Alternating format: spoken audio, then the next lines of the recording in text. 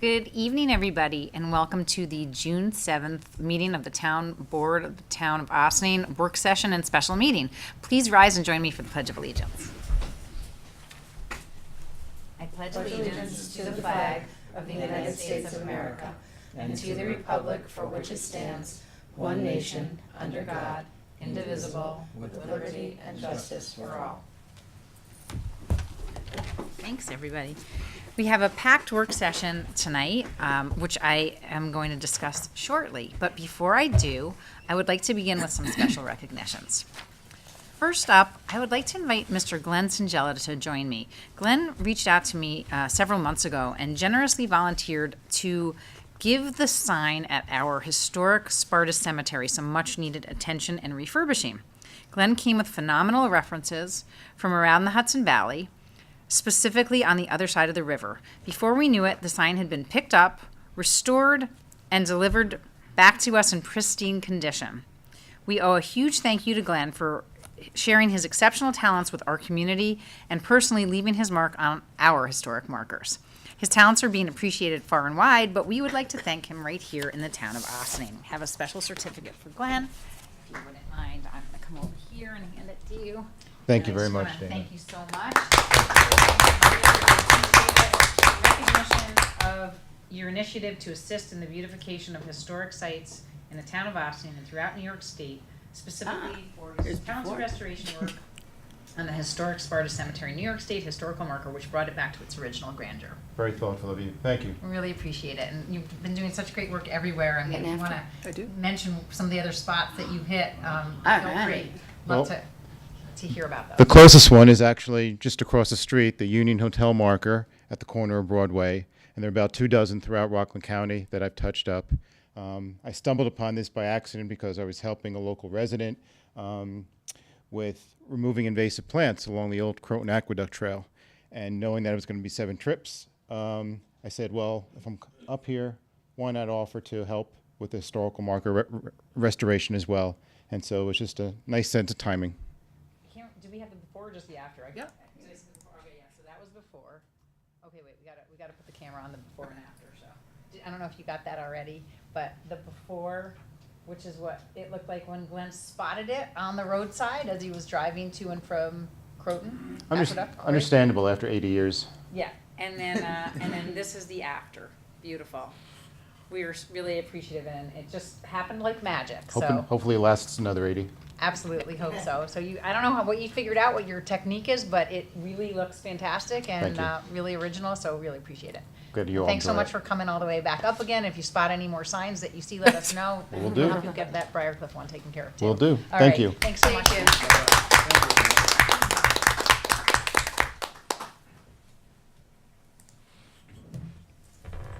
Okay. Next, I'm very pleased to welcome up Millie Morabito.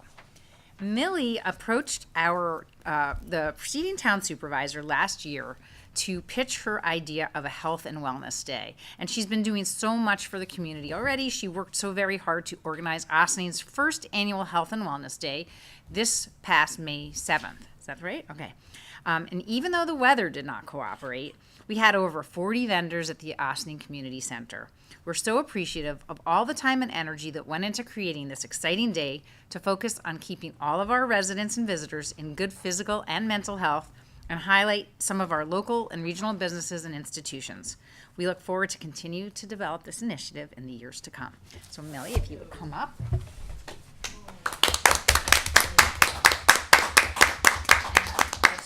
I read this too because it says in recognition of her idea and implementation of Ossining's first annual Health and Wellness Day, raising money for the Baker Collier Christmas Cheer Fund, securing nearly 40 vendors, ensuring a successful event in spite of a last-minute location change to the Ossining Recreation Center due to unfavorable weather, and for helping to make Ossining a healthier community. Thank you so much. Thank you so much. Thank We're you. so excited to have you and have you be part of our community Thank and you. be such a good made such a good volunteer effort for a great cause. Thank you. I'm surprised, so Surprise! surprise. So I just thank you, and yes, bigger and better next year, and hopefully outdoors. But the rec, and the sign helped a lot as well, that last-minute sign. Just thank you. Thanks for your support. Okay. Ossining Town was able to initiate its first Mind, kickoff Body, for, Spirit. Mind, Great. Body, Spirit Ossining that day, right. too, so, and that's going beautifully. Thank you. Thanks Thank so you much. for this. Okay. Happy birthday.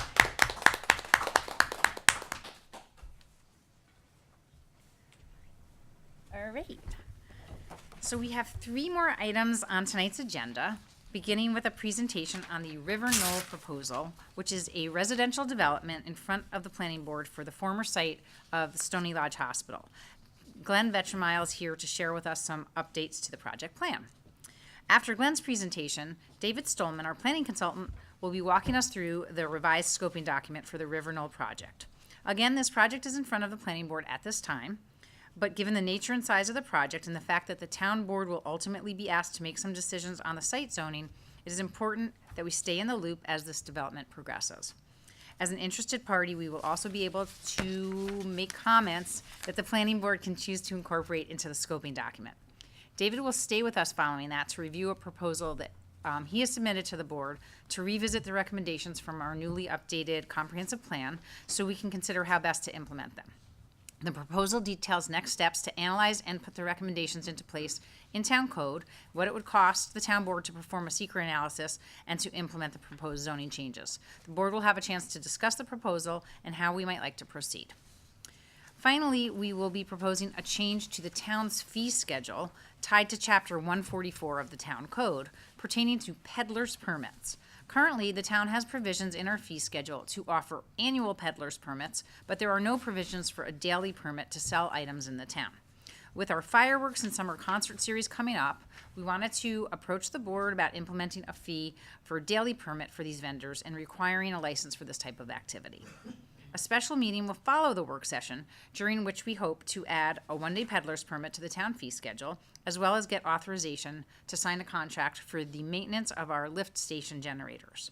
Finally, we hope to get our spray park open this weekend, and we will be appointing 2 attendants to work at the spray park. These young men have worked with us before, and we look forward to welcoming them back for another season. I have a few short announcements about some exciting events we have coming up, and then we can get down to business. For all of our Briarcliff residents, the next phase of individual hydrant flushing in areas and neighborhoods started yesterday and will continue through Friday, June 10th from around 9 a.m. to 4 p.m. Subject to daily events and conditions, the Water Department will flush hydrants in the following specific areas: Long Hill Road East from Sleepy Hollow Road to South State Road, Elm Road, Alder Drive, Butternut Road, Plumwood Road, Tuttle Road, Hawthorne Place, Balsam Road, Cedar Drive East, Cedar Drive West, Frame Road, Hyatt Road, Tamarack Place, and Austin Place. Residents can expect discolored water at any time, but particularly during the day from 9 a.m. to 5 p.m., you may wish to alter activities, such as your laundry routine, to avoid these time periods in particular. However, even if discolored, continuing lab testing has indicated that in the past the water has contained no harmful bacteria. The Briarcliff Manor Fire Department announced that the Briarcliff Manor Fire Department Ambulance Corps is in need of emergency medical technicians, EMTs. Phelps Memorial Hospital is offering a special summer EMT course starting in early June. The EMT course teaches lifetime, life-saving skills, which are invaluable to you and everyone around you, including your family, your friends, and our community. The Briarcliff Manor Fire Department and Ambulance Corps are exceptional groups of people committed to giving back by serving the community. They would love to have additional community members as part of their group. The EMT course will be held at the Hawk Center for Emergency Education at Phelps Memorial Hospital and is open to anyone 18 years and older. There will be no charge for tuition for members of the BMFD. Program dates are as follows: June 6th through August 18th on Mondays, Wednesdays, and Fridays, from 8:30 a.m. to 4 p.m. On Monday, August 15th, there will be the New York State Practical Skills Exam, and on Thursday, August 18th, there will be the on Monday, August 15th, there will be New York State Practical Skills Exam, and on Thursday, August 18th, there will be the New York State Written Exam at 7 p.m. Please call Kevin Hunt, captain of the Briarcliff Manor Fire Department Ambulance Corps, at 914-500-3102, or the Briarcliff Manor Fire Department at 941-4440 for further details. This Saturday, drumroll please, is the 36th annual Ossining Village Fair, June 11th. Come check out some fantastic music, food, and entertainment for all ages. And don't forget to stop at the town booths. We have two this year next to each other, right in front of Bob's Army Navy. The Environmental Action Advisory Committee and Green Ossining and the town are teaming up to run a few tables, including information on the Great Healthy Yard Project, Energize Westchester and Ossining, the many watersheds in Ossining, and Mind, Body, Spirit Ossining. Stop by and learn about some of the great projects we're working on for our residents. Just down the street from the fair, the Friends of the Old Croton Aqueduct will also be hosting tours of the Weir Chamber between 9 a.m. and 4 p.m. If you haven't seen it yet, this is really a sight to behold and a rare opportunity to see behind the scenes of our water system. And if it's a hot day, you can get really cool going down into that Weir Chamber. Meet at the north end of the Double Arch Bridge near the community center to start this exciting tour through Ossining's history. Finally, the Ossining Arts Council will be hosting an opening reception at 2 p.m. of their Art Out in the heart of the village at Steamer Company Firehouse. So enjoy the air conditioning there and the fine art in our village.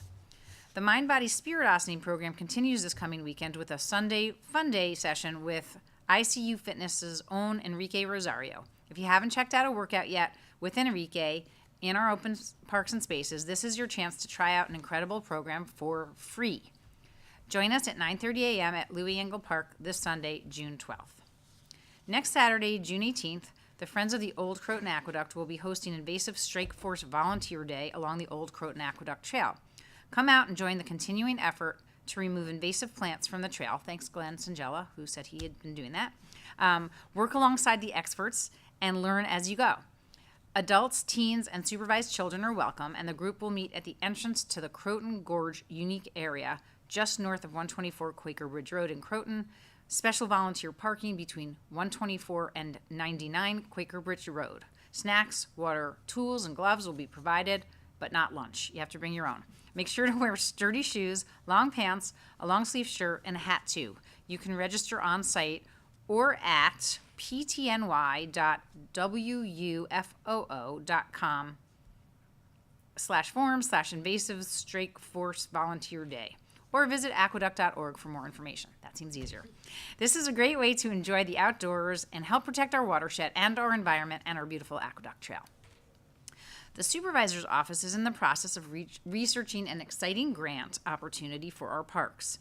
Dr. Pepper Snapple / Keep America Beautiful Park Recycling Grant is offering recycling bins at a considerable discount. Our parks foreman believes that we should ask for 30 bins to provide adequate coverage throughout our town parks. We are collecting some additional information about the nuts and bolts of our current recycling program in the parks to see if we are eligible, and we will keep everyone posted as that project progresses. Finally, the Ossining Public Library is still looking for your input to help plan for the library's future. Go to www.ossinglibrary.org and click on the survey section. Not only is your input going to be invaluable during the long-range planning process, but you will also be entered to win an iPad Mini. I wouldn't want to confuse those two. All right, so without further ado, I'd like to ask if my colleagues on the board have any additional announcements, and there is at least one. Thank you, Councilwoman Phelps. Okay. The Ossining Boat and Canoe Club is having its annual Hot Pie Donald Zarilla Scholarship Breakfast from 8 a.m. to best to get there by 11. All you can eat, $10, and it's for a really good cause, and it's usually a beautiful day. And that's on which day? Oh, sorry, Sunday. This coming Sunday. Okay. Fantastic. Anything? Okay, I'm going to move in a second. So, all right, so I think next up we have our presentation by Glenn Vetramile of Glencoe about Riverdale. So I'm going to shift over so that we all can see the screen. The spot, into that spot. Phew, worked. Never know.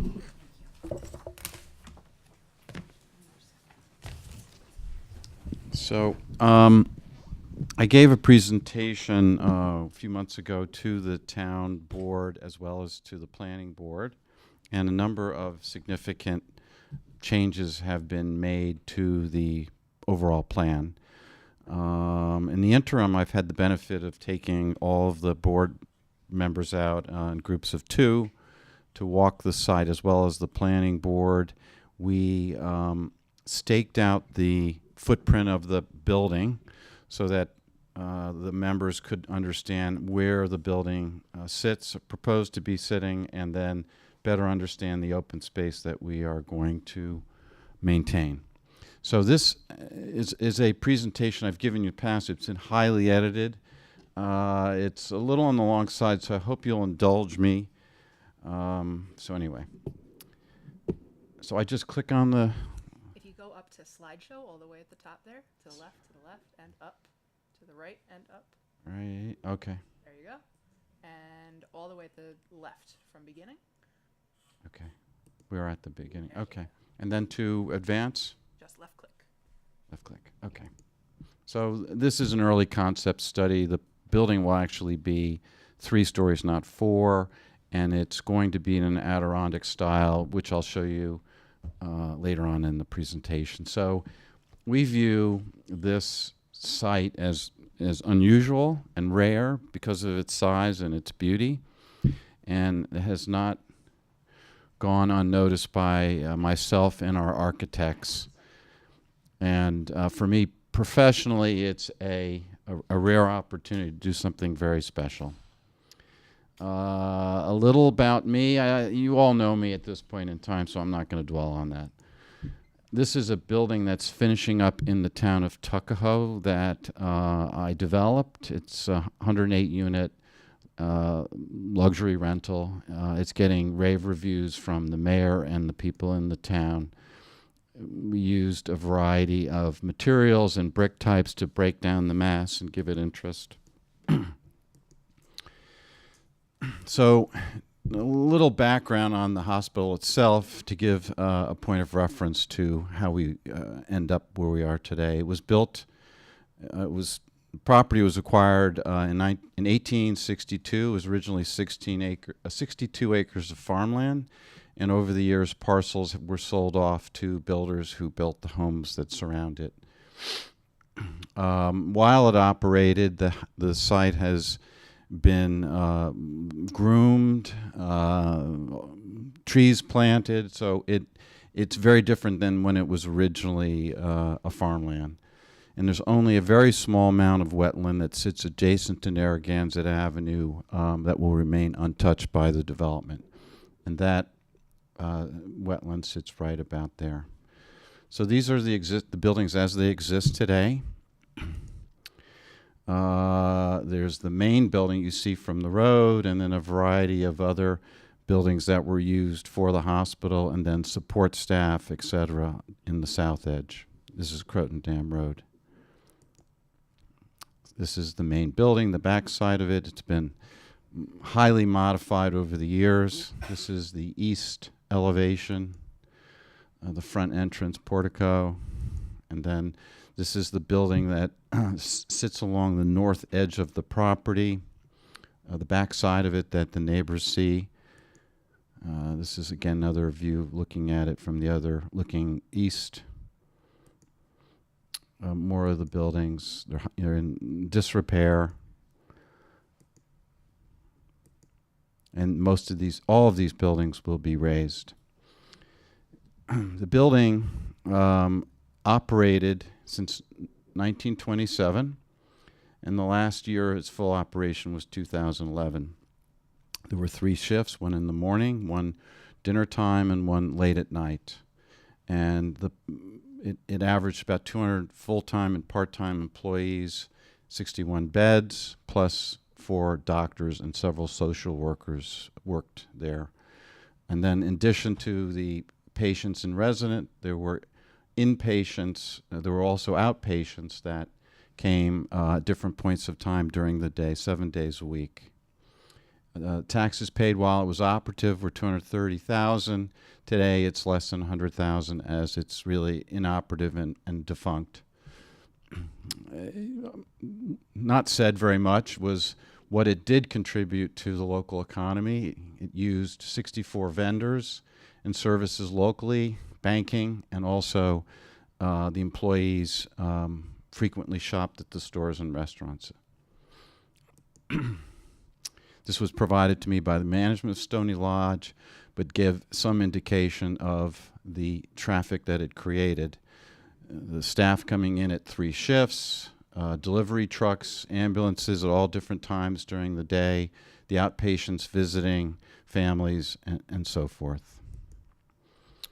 So when we set out to design the site, the thing that struck us clearly was the beauty of the site. It's got rolling terrain, and so we endeavored to maintain as much of it as green, and that's part of the rationale behind the new plan, which will contrast with the old plan.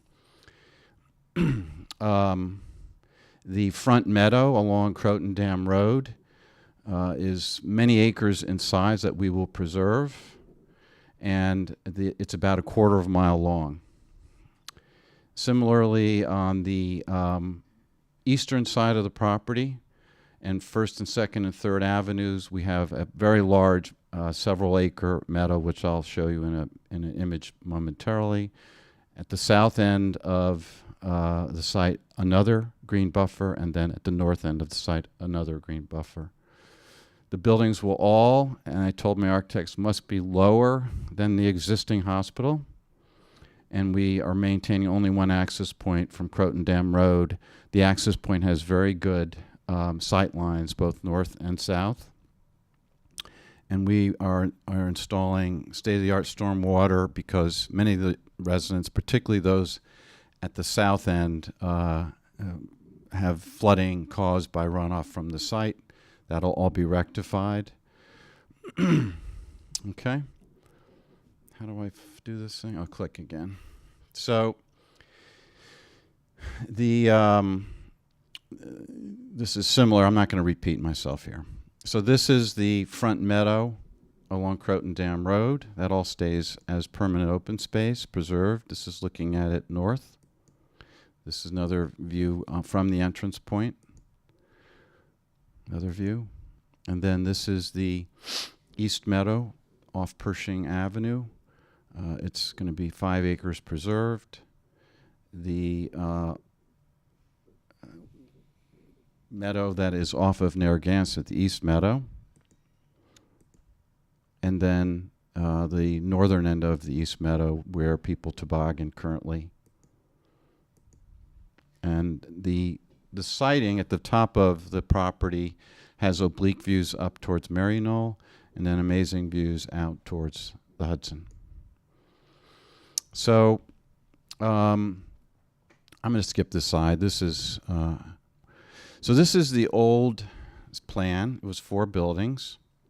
We call the B buildings that were 3-story, relatively straightforward buildings on the eastern side of the site, and then the main building A at the top. There was an entrance drive here, and then a pool facility, and then parking under this area. And we felt that in order to make the project more compact, we would incorporate those buildings into a structure here with more parking underneath, and also those units would benefit from all of the common area facilities that are contained in the A building. So this is the new plan. It's much more compact. It includes the loop drive. We have now proposed a one-way exit drive to make cars kind of sweep through. Trucks will come in, turn around, and come out and only use this entrance point. And this is a 3-story structure with an internal atrium open, and it'll be a very quiet garden area. And I'll get into the architecture in a minute, but I'm contrasting it. How do I go back? Do I right-click? Right-click and then previous right there. Previous. So again, sort of contrasting the two plans.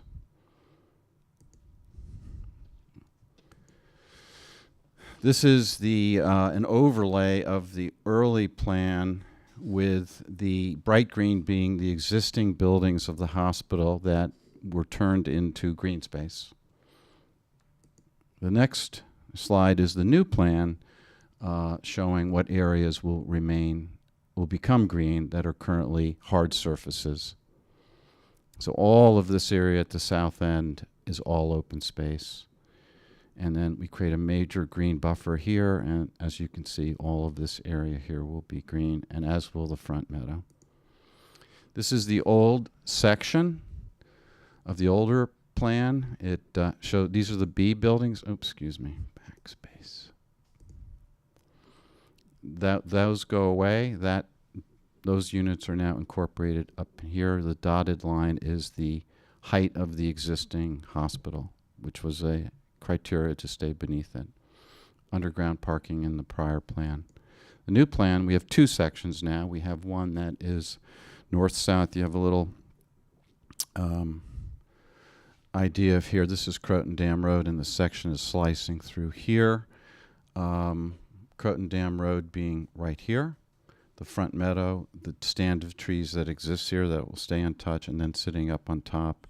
And this is the little atrium on the inside, and then 2 levels of parking, and then the green stand of trees that exist today, and then Narragansett First and Second Avenues over here. This is a section going through longitudinally. Here is Croton Dam Road, and this is the low point over here, which is Pershing. Pershing, I guess, is right about there. I think I have that right. And then, and this distance from that edge over here has to be at least 1/4 of a mile. I'm not sure how, exactly, but it's a great stretch of distance to the nearest neighbor. And then similarly, the homes that are up on Grandview have a stand of trees, a berm that exists today, and then the rear entrance into the underground parking here. So all of those cars will sit below grade and not be seen. So this is the current program. We have only 1 and 2 bedrooms, 86 market rate units that are 1s, 83 2s, and then the affordable requirement that's mandated by the town.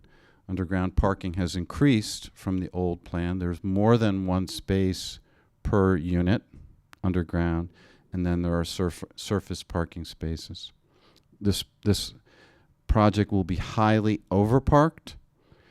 The real expectation will be something in terms of use based on other projects that I've worked on in the past is probably more like 1.5 spaces per unit will be the actual usage. So the amenities of the project, secured underground, well-lighted parking. There'll be a gate that'll close, open and close for you. It's particularly important for women and older renters who want that security. Elevators from the garage up to the lobby, and then from the lobby up to your floor. An outdoor pool which will sit on the south edge of the property and look towards the Hudson. It'll be beautiful. And then we have gardens both around the building and within that courtyard that I showed you.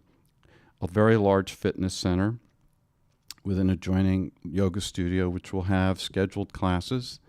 A club room which has a variety of uses. It's a place where will be a viewing area for movies. It'll have a small business center and games, etc.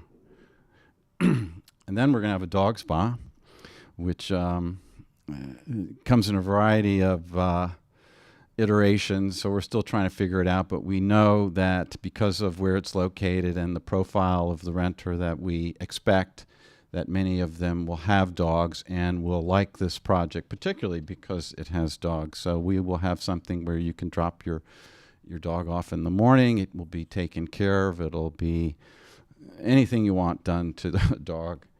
And then we have concierge services planned in this particular location, and particularly today with people getting Amazon packages delivered. We'll have a very large package room, and we'll have a concierge to accept packages, store them for you, or food that you may order. And then as part of our being sensitive to the traffic issue, we're proposing a jitney service that'll run at peak morning and peak evening hours, and it'll have a loop that'll go up to Croton, loop down 9, go into Ossining, and then loop back. And it'll be something that, will evolve based on the knowledge of people and their commuting patterns. This is that project down in Tuckahoe I showed you. The green spaces and the terrace spaces are not completed yet, but this is some of the idea of some of the things that we would envision for the interior courtyard. Water features, they have, areas for entertaining outside, but something that's both thoughtfully designed and artistic. So the homes are ones and twos. Some of the twos might have dens, probably will. And they'll range at the low side for a one for about 750 to 800 square feet. And then for a twos, I'm going to use my laser pointer because this is not working all that great. And about 1150 or larger for the twos. Garage parking, a minimum of one spot for each unit. And then, like the project I showed you in Tuckahoe, we will have large windows with clear stories in some of the upper units. All units will have hardwood floors in the living areas, carpeted bedrooms, stainless appliance packages in the kitchens, and then a washer-dryer closet, either stacked unit or side by side. And then we very much get into, the look of quartz and something more contemporary. Each unit has its own water heater and a Magic Pack heat-cool unit, which is within the unit. This is not a unit that's stuck underneath in a sleeve under the window. This has its own closet. It's a more expensive unit, and it distributes air, cool and hot air more evenly throughout the unit. So today's apartments are coming in all different shapes and sizes and sophistication. A lot of it has to do with people's rethinking of apartments, but also technology has allowed apartments to be built more sophisticatedly. The glazing, the windows, the ways to make them quieter with sound deadening materials, etc., make them much more appealing than the apartments that we think of back in the 60s and 70s. They're also time savers. We, as people who own homes in suburbia, get to a point, I know I'm there, that doing all of the cleaning of leaves and gutters and landscaping, particularly if your children have gone off to college, you say, okay, I did that, and maybe there's a better way to spend my time traveling and not need a home. A big reason people, I see it in my town, I live in Lower Westchester, is to move into a rental community or downsize to get out from the real estate tax burden. Westchester has the highest taxes in the country, and people get to a point where they just don't see the value in paying for those taxes if their children are no longer in the school system. I believe these communities provide a sense of community. You are constantly interfacing or talking with your neighbors, whether it's in the elevator, lobbies, whatever, or in the common areas. I think it creates a great sense of community, and they are very secure, the garages, the entrance points, etc. So we've started to think a lot about the design vernacular. We are preparing, as requested by the planning board, a flyover, which will show the surrounding properties, the contours of the land, and then the building. We want this to be in a Hudson Valley, Adirondack style vernacular. And so what does that mean? And we see it as almost like a lodge.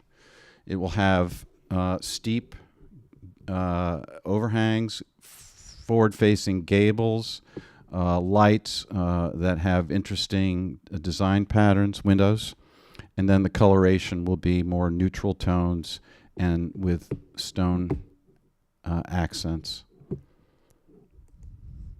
Some other ideas, again, forward-facing gables, deep overhangs, stone. So we're in the midst of it. This is the fun part. We get to kind of figure this all out. This project, these buildings are professionally managed, all aspects, maintenance, landscaping, the pets, etc. And it's a new format that's not found anywhere in the western side of Westchester. You can't find a rental of this type anywhere in this area that has this level of amenity and this level of design. So I thought it was good to talk about the impacts tonight. And these are the ones that seem to rise to the surface.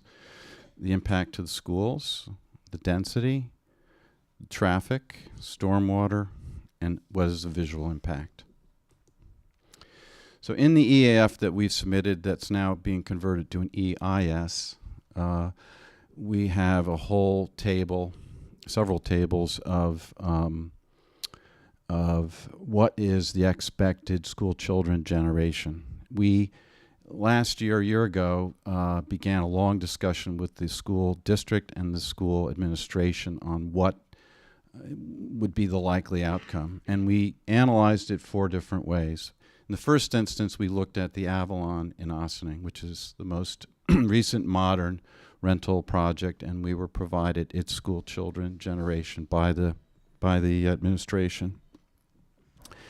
We then looked at other similar modern multifamily projects throughout the county, albeit we feel they appeal to a slightly different market segment, but ours is, we feel, is a bit higher end. But still, we looked at all of them, got the school children generation rates, and then translated that to a ratio. We also, in speaking, we looked at Rutgers University has a center where they produce school children generation rates nationally, both for suburban locations and also for urban locations. And similarly, Bay Area Economics does the same thing. So we used really 4 methodologies, looking locally at what has occurred, within the county what has occurred, looking at the Rutgers product, and then the Bay Area numbers. And then we came up with averages of all those. And then we had a long conversation with the administration. And we said, okay, there's a range of expectation. And we recognize it will be highly tax positive to the district. 1 and 2 bedroom units are low children generators. And families with children in suburbia typically opt for single family homes because they want lawns and greenery for their children. And the new communities I've talked about show this pattern, etc. So we entered into an agreement with the school district back in December, and basically we agreed to make certain payments as a mitigation for the impacts that the school district felt was appropriate, that they could use those monies for purposes that they could be additional classrooms, etc. Excuse me. So then the discussion on density, and density means different things to different people. Is it the impacts within the property or the impacts off the property? Is it the built area relative to preserved areas? Is it the density of the buildings relative to the land area? Is it the number of people housed within a stated land area? Is it the cars generated? Is it density that may be added to the town over the years to come? And sticking with that point for a moment, in looking around the town and asking a number of people, we don't really think there are any other sites in the town that would allow for a project like this. We think it's a one of a kind. That's due to many factors, one of them being no availability of utilities or land parcels of size or the proper dimensions that would allow for a project like this. So density relative to land area coverage, our project will be approximately 70% green, and these will be preserved meadows that surround it. We think we've tried very hard at the outset to do this. I know David's not going to like me talking about this, but we did a grid. This would be a very, unlikely, but gives some idea of if this were just divided up into lots. And it's for a bigger point. In doing so, all of the stands of trees and the buffer areas would go away. This, as you could envision, could be a road. There would be numerous roads. The easiest part of the project to develop is this front. The hardest part is to develop on top. And so if we went to a more conventional, whether it be a traditional single family, a cluster housing project, or a townhouse project, this is my opinion now, the elimination of green space and open space would be significant. The elimination of stands of trees would be significant. The increase in non-porous area would be very significant. The increase in infrastructure for roads, utilities, stormwater detention would be multiples of what we're talking about. The increase in school-aged children and all of the alternates I just mentioned would be much greater, probably tax negative to the school district, etc. And so I did a very sort of quick math for you. If we took the average size of our units, added them up, the gross area, 160,000 feet, without affordable units, it would equate to, if you had single family, about 41 homes. 3,900 square foot home, 4-bedroom homes with a family room and all the other things would be somewhere in that range. The impact of density of the affordable housing mandate of the town is large and is one of the reasons for the need for the density we're proposing. The cost to build the affordable housing is at least $6 million to us, our cost. Lease rates can go no higher than 60% of the AMI, and because of that, those units operate at a significant loss. That loss has to be amortized over the market rate units. And so we're in our proposal with 188 units, 19 are affordable. It takes about a ratio of 2.5 market rate units to support those for a total of 67 units. Those 67 units are linked economically. Netting out the unlinked units means it's really 121 units from our viewpoint. So then, density relative to the cost of providing amenities. The cost of providing garages, the infrastructure, there's quite a bit of infrastructure. It has to be extended to get to the top of that site. The cost of providing elevators, the cost of providing the extensive amenity packages, and the cost of the very high level of services requires a certain amount of units to amortize all of those costs over.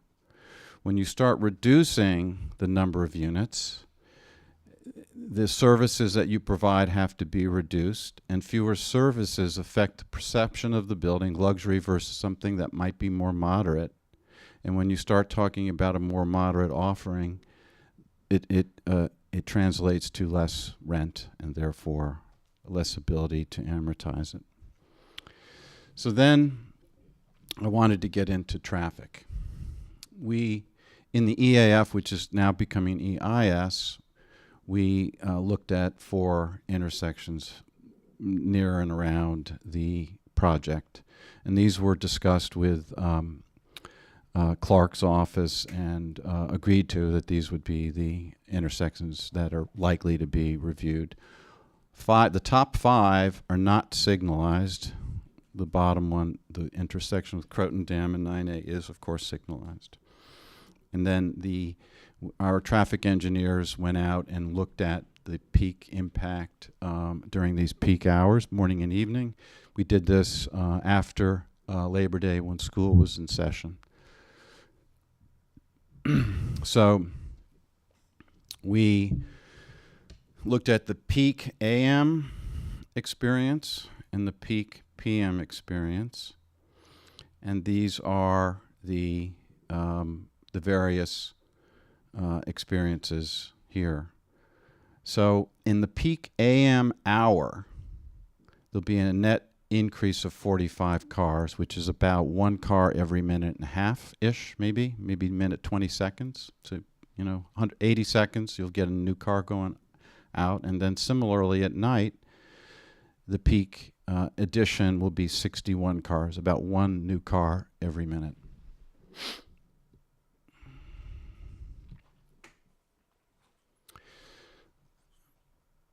So then the key intersection everybody's concerned about is obviously the Croton Dam 9A intersection with various timing alterations, 10 seconds reduction. The level of service, which is the way DOT looks at the intersection quality and left turn lanes, right turn lanes, through lanes, etc. A 10-second timing modification gets it back to the existing condition. And we're not proposing that that's acceptable, but that's reality. However, we are proposing making changes to the intersection. And that would involve adding a stacking lane. So this is 9A heading up towards Croton, and this is Croton Dam Road heading north. What we're proposing is adding a stacking lane in the center so that cars stacking that want to head north have a place to stack and therefore do not interfere with cars that are either heading north through Croton Dam Road or to head south on 9A. Similarly, heading south on Croton Dam Road, adding another stacking lane to allow for cars to head, hope I have this right, I'm not putting cars running into other cars. Is that right? Yes, I got that right. Coming through here, so they can make the left turn lane, and then similarly, they can either drive through Croton Dam Road or head north. And those additions significantly improve the level of service of this interchange. It requires, we've already started it, we've had discussions with Con Ed, there are 3 telephone poles that have to be moved. And we will be beginning to survey the right-of-ways, but there is enough existing right-of-way to do these improvements. Last impact that concerns people down on Pershing, there's quite a bit of runoff that goes down into the backyards of people on Pershing, 1st, 2nd, and 3rd. So we've looked carefully at the property and looked at the various watersheds where the water, when it runs off the existing site as it exists today and from the porous surfaces of the building to be constructed, where does it go and how do we collect it? We have 3 stormwater basins, one that'll be situated in here, one that'll be situated down at the southeast corner, and then one that's situated up here at the northeast corner. And what it does, next slide, this is the old plan. We haven't done it yet for the new plan, but we are doing. I'm sorry, I had the basins wrong. One here, and one here. It collects the water. These look like grassy areas. You would never know on a dry day that they were stormwater basins, but they're designed. They have high degree of percolation because of the soil and the subsoils that will be put into these basins, but allow large amounts of water to collect and then percolate down.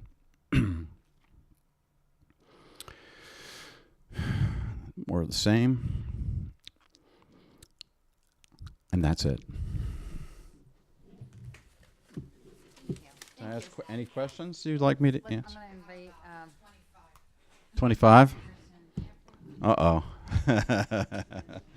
Can I have Dana first? I'm just teasing.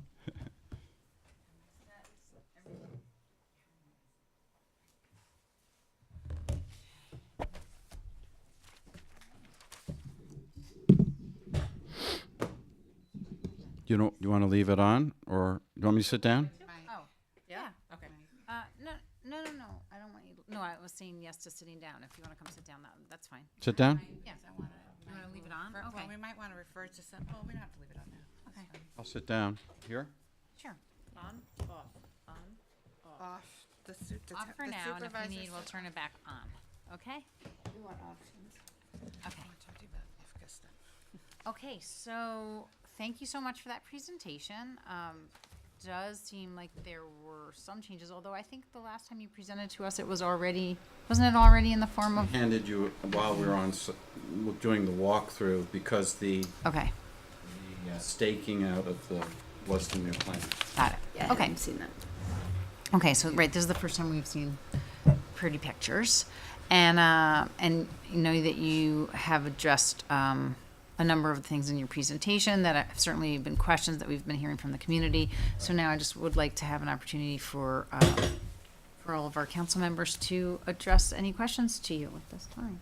Liz first. No, not first. You go first, Dana. No, I don't. I'm not. I'd rather everybody else. I usually go last. So. Yeah. You want me to start? I don't have them organized. in Liz, my you head want me yet. to start? Yes, please. Okay. I'm gonna get a piece of start? paper and write. Okay. So I can- Do you need paper? No, I've got paper. And they might not be in order either. Especially 'cause it was very comprehensive and helpful. And you stated, with respect to the amount of apartments needed due to the affordable housing component, which I understand, in general, the concept. Two questions. One, you said in there that it had to be 60% AMI, and I just want to clarify: that's your own decision making? Because there is no law within the town of Ossining that it is 60%. It should be maybe, but it is actually 80% of AMI. Are we 60? For rental, yes. For rental, we are 60%. Okay, so that's helpful. So I guess the follow-up question is if Anyway, go ahead. that's not correct. I thought that. I also thought that that was The town not- and the village were identical. And I thought we were 80%. I don't know what the village is, but I The can. village is 80%. We are 80% also, that I understand. Anyway, it's. No, well, no, we should clear it up. You what? I don't hate 60. No, we don't, but we should, 60 we is just laudable. want I just- to right. clarify if actually there are thought it was 80. numbers being put around, we should know what the numbers are. But while our Dave is looking for that, I started at 80, but I was I had to look corrected. at the planning board meeting when Glenn and his team said it was 80. you should sit, I think he probably should sit, right? Because if he's going to speak, nobody can hear him on the. Sure. So Yeah. it says Dave, here, a rental unit, David, you want to just come up here and sit up here by the microphone? Yeah. Thank you. We have lots of mics, so we should have plenty of. so. I'm reading from the definition of below market rate unit, and for purchase housing, it's 80%, and for rental housing, it's 60%. It's right here, Okay. black and Okay, white. there you go. Something And that. that's based on the definition or the actual policy of because the municipalities can set the policy. That's our code. So. That's in our town code. That's in our town code. Okay, Okay. all right.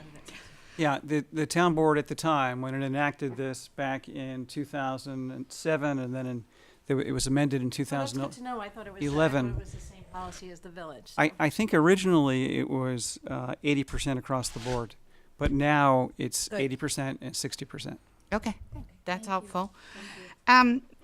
So that's helpful to know why that was said. But I guess the follow up is, if you had less apartments, and I think I asked you this, but if you have less apartments, then you need less affordables, which makes it less expensive, I guess, in terms of a developer's. So I'm still trying to figure out why. So Tuckahoe, you said, is 108. Is that simply because of the size of the property? Doesn't have any affordable. It's a 2.5 acre site versus an 18 acre site. Mm-hmm. So its density is approximately 40 units to the acre. This is 8 units to the acre approximately. I will say, and maybe I should only speak for myself, but I bet you I could speak for some of the residents when I say your question as to what the definition of density is in terms of community members, just everyday people. It would be the amount of people living there and the amount of cars, I think, is how they would think of it. You talked about the fact that grid that you have about how many single family houses could be. And knowing that there would be a disagreement, I wonder why you keep putting it up. Because my I understanding... prefaced it because I said it's highly, I put it up there to show that if a single family were put on there, irrespective of whether it's that grid or some other configuration, it would be some other configuration because that includes steep slopes. So it's a very simplistic overlay, but its point was to show that trees would be gone, that entrance points would come off of Croton Dam Road, that infrastructure would be exponentially larger. You would have more sewer lines, more water lines, more roads. You'd have multiples of hard surface. All those beautiful trees would go away. So let me ask to our consultant, do the tree removal codes that were put in place now, would that impact in any way so that, for instance, if there were a change, because there's a lot of woods, so I want to see if that's an absolute or whether this is based on opinion and supposition, or I think Glenn knows that he couldn't get anywhere near the number of homes that he showed on that slide. And I understand his point is that the meadow would code. probably be utilized nearly. because it's flat surface. I get that point, but I guess I'm just, yeah. Can I just skip ahead to one quick question? Next thing that we're going to do is we're going to discuss the scoping document. And part of what I think the next step is for the planning board is to actually show realistic alternatives. Right. Is that then going to be a part of that realistic alternatives? Like, in other words, if single-family homes were to be built, this is really how many you could get. This is what it would then include. This is like the impact that would be on the school district, et cetera, et cetera. Yes, that will be Okay. included. Yes, Okay. it will. Excellent. It is a bit of a early discussion on it Okay. because we don't have really realistic plans. Okay. And before I Got it. forget, My bigger point was the elimination of green space, and Right. and our design is to maximize green space.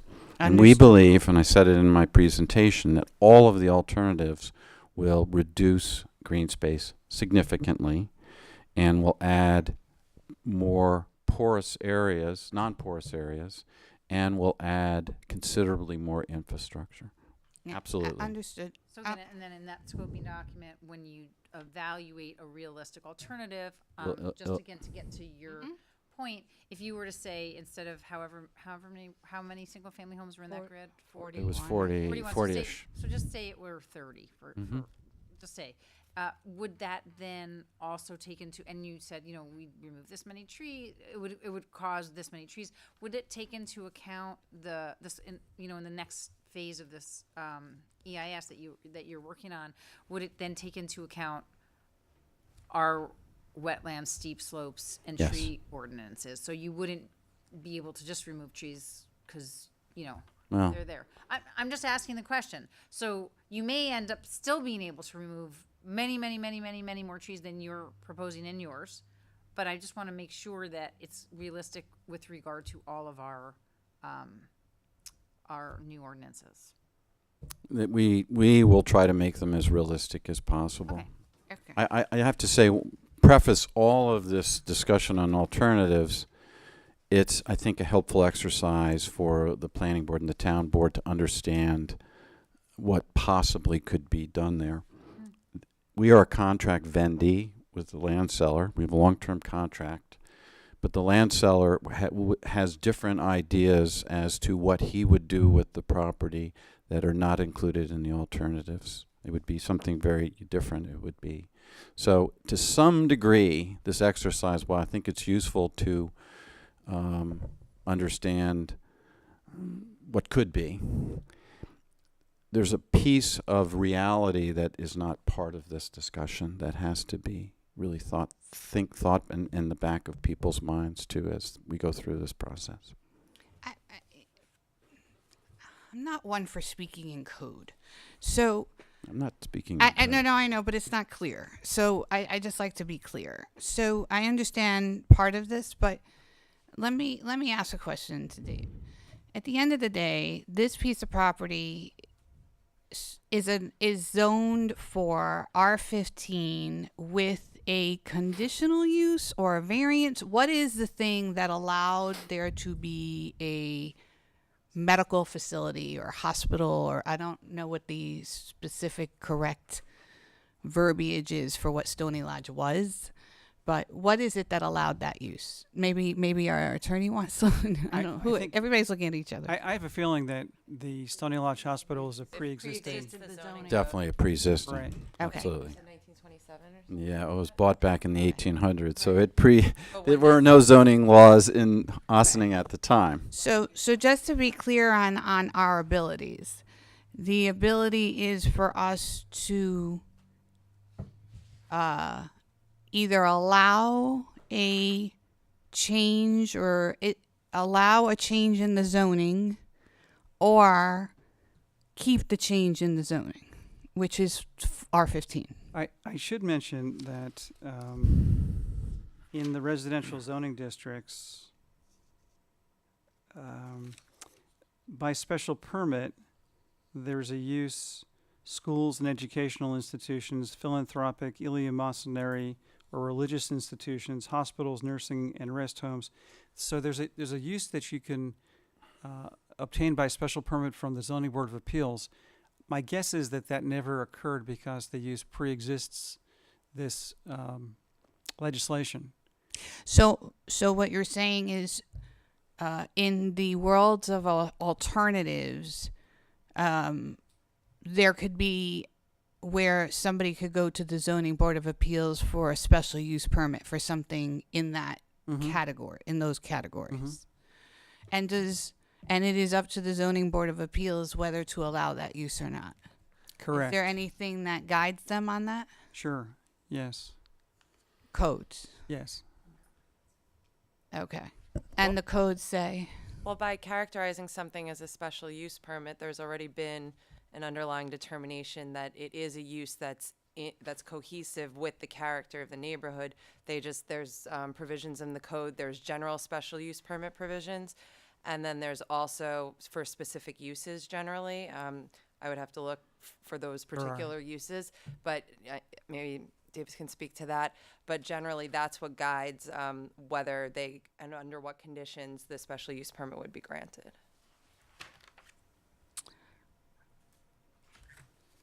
But I think we'll have a conversation about all of that when So- you're talking, because then we're going to be talking about looking at properties. So we'll talk what the provisions are for that. But I want to get back to this.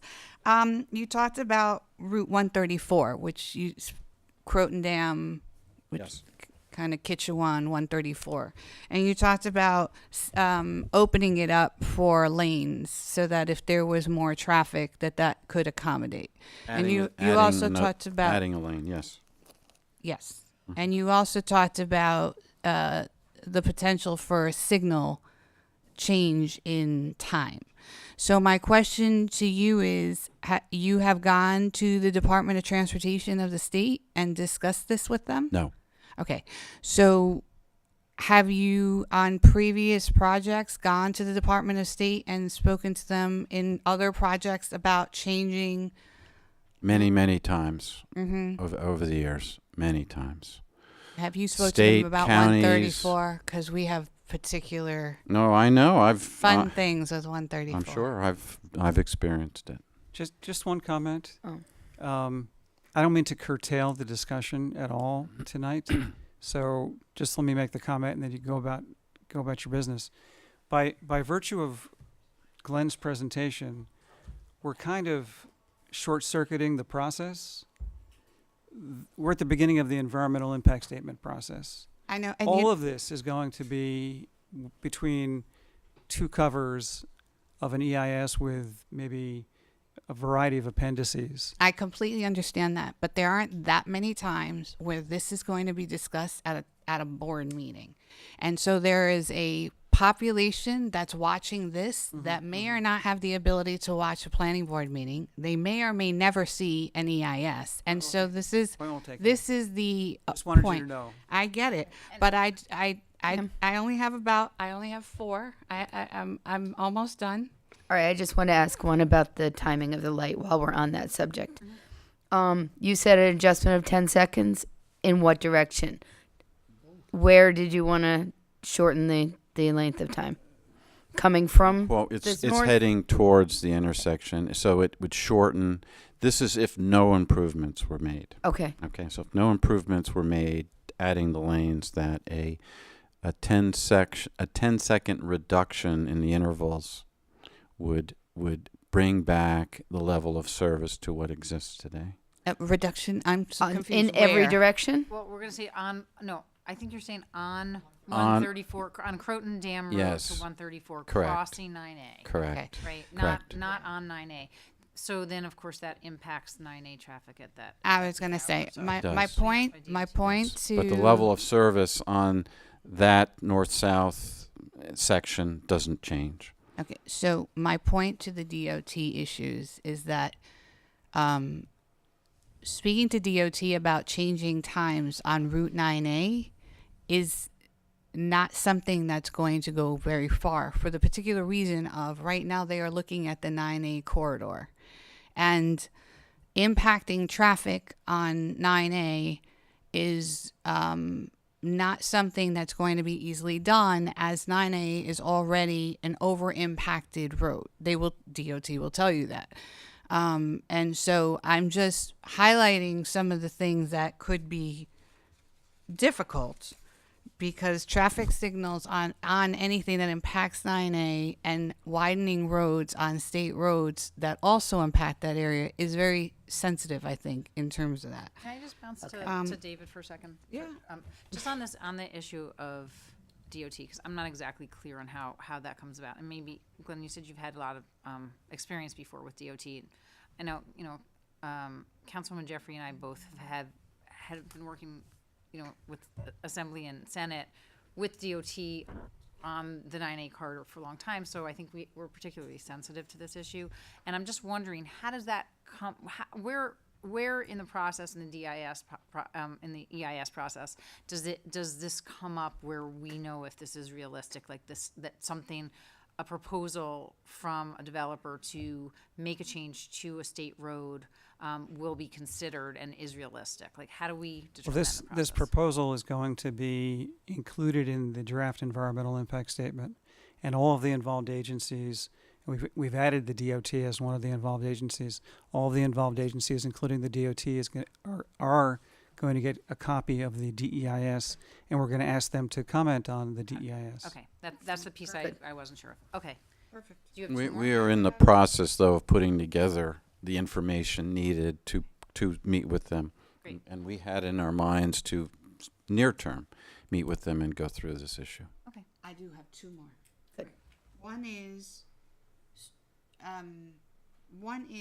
did you by chance with the Avalon numbers with school children and the amount that actually exists here in Ossining, which I think said 22? Yes. Did anybody happen to have a conversation about what, at the time that Avalon was going through their process, what the projection was there? Did anybody ever bring that I've up? not asked them. I'm just interested in I thought it was 17. Okay. I don't remember She for was sure, on the but I was school on board the school at board. the I time. feel like it was around 17. I don't know. I'm not 100% sure, but Only to bring out the point that projections I could be wrong. and realities don't always work out. And my The other thing too, I want to point out about the Avalon. The Avalon has 3 or 4 3-bedroom units. We don't have any 3-bedroom units. 3-bedroom units absolutely have kids. You don't rent a 3-bedroom unit unless you have a kid. So your piggyback is you said 1150 square feet, possibly around or so. So is that your vision, or is there a possibility that because you said 2-bedroom with the den, and if I say 2-bedroom with the den, that's 1,500 square feet will have kids, and that's fine. I'm just asking what we're talking about in terms of projections. So I'm not sure what your question is. You said You weren't 1,150 specific. square feet. For a or more. 2-bedroom. Or more. you said or more. It can be more. Some these units some of them sit on corners, some of them sit on the internal areas. This is not because of architecture and the nuances. Might be 1125. It might be 1175. Okay. On average, it's about 1150. I want to keep it there. It's about 1150. And my last thing was just a question about storm basins you talked about. And I don't really know. Is that kind of like what is now on North State Road in the 12-unit condo? Do you know what I'm talking about? Yes. Is that what we're talking Yeah, about? no, it's not one of these where you see a shopping center, then off to the side you see this thing that just goes down 10 feet and has chain link fence around it. It's nothing like that. You're what talking we're about talking- water. We're talking about, yes. Will You're there talking be about standing open water? It's not standing water. It's No, storm- it's not. It's just It will go down. it's a does not- percolation basin essentially. Detention, not retention. Yes. Okay, and I was asking for distinction based on standing water issues, Zika, mosquitoes. Right. No standing water in these basins. Okay, Okay, thank you. That's it. my turn. Yes, sir. Okay, so I'm not gonna. All right, we'll start with the water. The neighborhood in Pershing can expect improved, less water running into their properties. Yes. Your construction will identify, even though you're not necessarily building in these areas, you will definitely mitigate any water from your property into theirs, so they can actually finally have no water running into their property. Yeah, I've And you're- talked to some of those neighbors, and they've given me a clear idea of the problem. And that's the purpose of the detention basins. All the hard surfaces of the roofs, the parking areas, hardscaping, all is channeled with either catch basins that are situated. And in the EIS EAF, there are drawings that show this. JMC has already done quite a bit of work on this, so it's channeled into these basins. And even if it's coming from the existing wetland, you plan to mitigate that somehow to help the neighbors. Well, we really don't have much wetland. We have a little speck of it over near Narragansett, and I don't believe that spills over into any of the homes on First. I don't believe Okay. it does. All right. Will you be using some of the more modern low flow water fixtures and things so we can impact our water infrastructure less in your design? We do. I don't know if we'll get into the two. We probably will have the 2 flush toilets, but everything we use is Energy Star. If it's electric, we use low VOC paints. A lot of that's just become standard operating procedure in these projects. But we also have a very productive well that's in the southwest corner of the site that we are going to check and to use that for irrigation. Oh, good. Okay, let's see. All right, I'm excited about your proposed changes for the 134 intersection. I'm going to be watching that carefully. It's very good for me. Have you talked to the fire department about their requirements for fire access? And Access onto the I know site. the one of the firemen was telling me that they wanted to be sure there was enough room for the trucks to get up to that. And you've had that conversation with the chief and/or engineers. We've not presented the plans to any of the emergency services. We will, as part of the design, making sure trucks can get in and get out. We do have a loop road, although we are not proposing emergency service vehicles come on that front one way. But as part of our design, we always sit down with EMT, all of those people. Okay, yeah, I remember the fire department had a concern. All right. Da-da-da. You had the taxes that Stony Lodge used to pay. What's currently being paid? Do you have an estimate of what the taxes will be when your project is completed? We've had various conversations with the assessor, but it goes back quite a ways. So he's not seen the current plan, so it would be up in the air right now. Okay. I'd hate to guess at it. Okay, but it would be more. Just a little bit more. Okay. All right. I see that you said that there weren't any other places. We do have a couple of other projects. One that will be opening soon, and Hudson Step will be starting soon. That's going to be a luxury rental, also. It is. Okay. So you got competition. Right. Sorry. Da-da-da. Give me 1 second. He said in the town. In the town, that's true. That was different. Well, I mean, but it's a little bit silly to be like, this is the village, this is the town, when you're, right here. That whole concept. There's a master, and there's definitely an impact based on every part of where we are. If Hudson Step and Avalon and, Harbor Square and Stony Lodge, which is River Knoll, and Parth Knoll, like, we can't act like, oh, that's the town and that's the village. I mean, there's definitely. I agree. Just I clarifying what he clarifying what said. he said, because that's all. Okay. No, I Just a couple more quick things. Sorry. You plan to use similar building materials to the one you're doing in Tuckahoe? Well, that is not an Adirondack style. It's a more village brick, sort of interpreted classic, but with contemporary elements.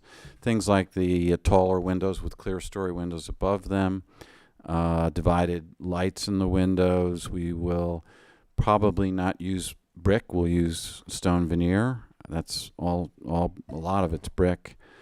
That has what's known as hardy board, which is a cementitious board for some of the, it looks like wood for accents. We probably will use some of that. But it's going to have a different look and a different feel. The roof will be much different. We want it to look like a lodge. Okay. Are there any proposed changes to the intersection at Hawks Avenue and Croton Dam Road? No. Okay. But that loops into the 9A. It loops back into the 9A Croton Dam Road intersection, does it not? Hawks. No, Hawks. Hawks. So if you were, instead of going right out of the driveway, you'd be going left down that windy hill, and we're in 134. And it's 134 is on Hawks Avenue at that point. No, well, Hawks people come out, if they're going north, they come out Kitchewan and come around. Or either way. It's Hawksdale and Croton. Yeah, it's a three-way intersection Talking about down by Sassy. in front of Sassy Deli. Sassy Deli. I see. But then there's the whole impact of it, of coming off Hawks and going around towards 9. Is that? Oh, they can go down and make a right, of course. I'm asking if there's any changes to the. any proposed changes to that area, if more people will make it busier. Where Dale is and all that. Right where Sassy Deli is. We're 134, so nothing at this time. Okay. No, the only intersection that potentially changes is 9A and Croton Dam. All the others operate as they currently level service. Okay. Dana, do you remember the conversation with the school and the payment in lieu of, he said he's going to be giving money to the school to mitigate the He had extra. that conversation privately Oh, okay. So it wasn't with the board. since I was off the board. Okay, he said December, so I thought you were on the board. Last December, We didn't hear. I didn't hear. It didn't come before us. Okay. but it was circulated to the board, the agreement. It's not it's a public agreement. Not necessarily to this board, but last December it was circulated to the board. Oh yeah, Okay. For sure. I did talk to Ray, and it is Yeah. a public agreement, so there is compensation Right. based on the anticipated number of children and the impact that that would have on the school. I thought it was interesting that in the beginning of your presentation, and thank you for the presentation, it was very comprehensive. Oh, you're back. I'm off. Okay. Okay. Sorry about that. You noted that there were 250 employees at the Stony Lodge when it was in operation, and was there a number for the number of patients at the time? It's 60 beds. 60. It was 60 beds. That Okay, I was- couldn't remember. That was residential versus outpatient. I mean, you said there were people there. 60 Those were residential beds, inpatients. and then there was a certain number of outpatients. Correct. So roughly, you're talking over 300 people.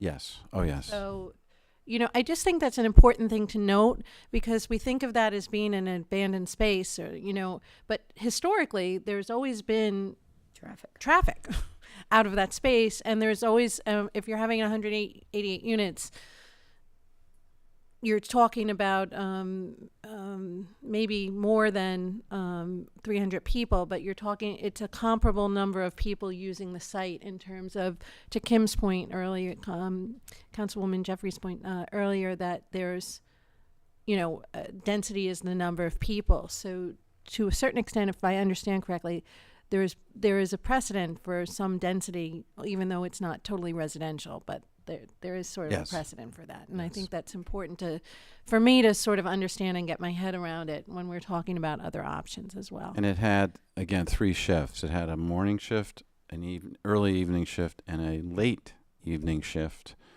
for staff. So there was much more continual movement on that site than there would be for this. Right. No, And that was 7 days a week, those shifts. 5 days a week, you'll have people commuting here. On the weekends, you won't have that, commutation group. Plus, the numbers that we talked about, or I showed you on the screen with that chart, did not include the benefit of the jitney service. So all those numbers, if you put the jitney into it lower, we think the usage of public transportation on the low end will be somewhere around 20%. So those numbers that I showed you will reduce by about 20% by virtue of the jitney. Okay. Thank you. This is my last thing. Speaking Can of I the just speak to that part? Okay. I just want to, I just want to say to Karen's part. Okay, go ahead. Just speaking of the jitney, most of the people won't really care if they're going out of Ossining or Croton, so you probably want to identify which one's easiest for you to get them to. You probably don't need both train stations. And thank you very much for your presentation. Thank you. Thank you. I appreciate the thought process of what was and what is. It occurs to me, though, that if those who are in resident were not really leaving, and so what you have is the traffic of 3 shifts, that concentrated into what many people, well, it depends, right? It depends upon whether these people really, if we're talking about people who are really retired, then travel could be at varying times versus people who are maybe millennials and going into the city where it's very specified. And so I guess the question becomes, what does that really look like? Because if you have that workforce, then your times are generally between 7 and 9 and between, 6 and 8. I don't know anybody who gets home at 5 anymore. So that's different than 3 shifts of. My point was, Kim, density. We were talking about density. No, Not necessarily traffic. So I think it may be hard to predict. Then you can also argue that you have a jitney offsetting that. So people would be commuting in a jitney, which would dramatically decrease what the traffic was historically. So we could go all night on this. So I'm not. Yeah, I know. So can I just ask a follow-up question so we can Sure. try to move ahead on this? I keep asking the question about how questions are answered, and I know that the traffic has been an issue. It has come up in the scoping, and I wanted to know if there's going to be more in-depth evaluation of what a realistic traffic flow would be based on what your projections are. What kind of a mix you can anticipate, either from some of the surrounding ones, your own development or whatever? Yeah, our traffic analysis based on the new plan has been done already. Okay, We will be submitting it to you, okay, and it will show all of the things we've discussed. Okay. I don't know if we will add in the benefit of we didn't in these numbers of the jitney. okay.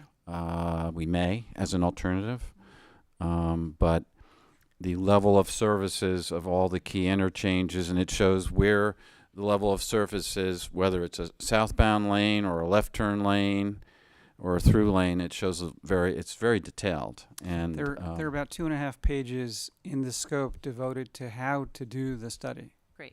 Right, I think. I'm and gonna the say that. and as Just wanna just a make sure. reference point, this is the EAF, Mhm. and this is right here the traffic appendix that's done for the EAF. It's going to be revised for the EIS. So it's So it'll get to be and it's 3 double times as long and for it's the double EIS. sided.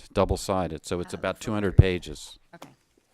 So we'll need an interpretation of the 200 to 600 pages worth of EIS. Okay. Looks like a fun. That nobody reads. It's just that what I wanted to get at is kind of make the point that, this continues to be a concern. So we really want to understand, I think that, our board wants to understand maybe a comparison of what was the type of impact that that Stony Lodge had versus what would be, so we could see kind of what the differential will be, and if it's, indeed, is it a ×3 impact? Is it a timing? The timing's going to be different. Is it going to be split up? How is it really going to impact traffic? We know that's what the residents are really looking at. That's what they really care about the most. So I think they care about two things.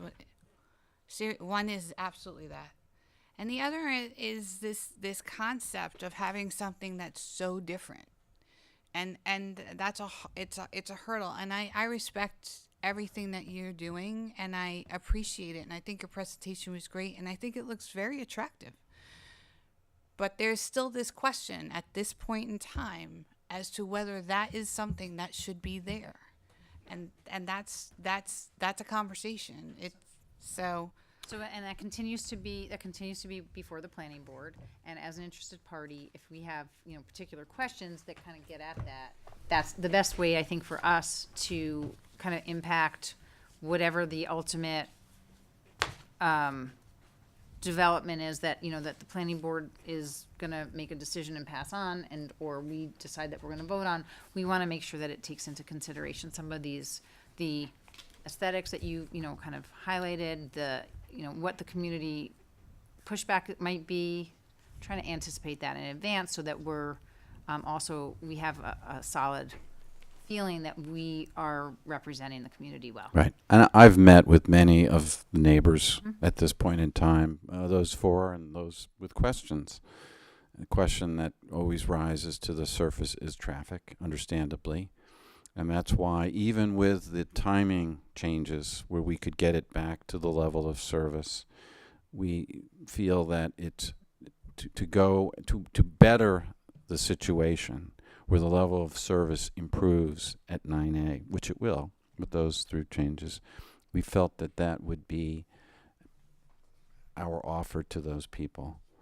And I would also say one other thing that you don't often, this is going to patting myself on the back, you don't often get a developer who recognizes the beauty of a site like that and wants to make something beautiful out and preserve green space.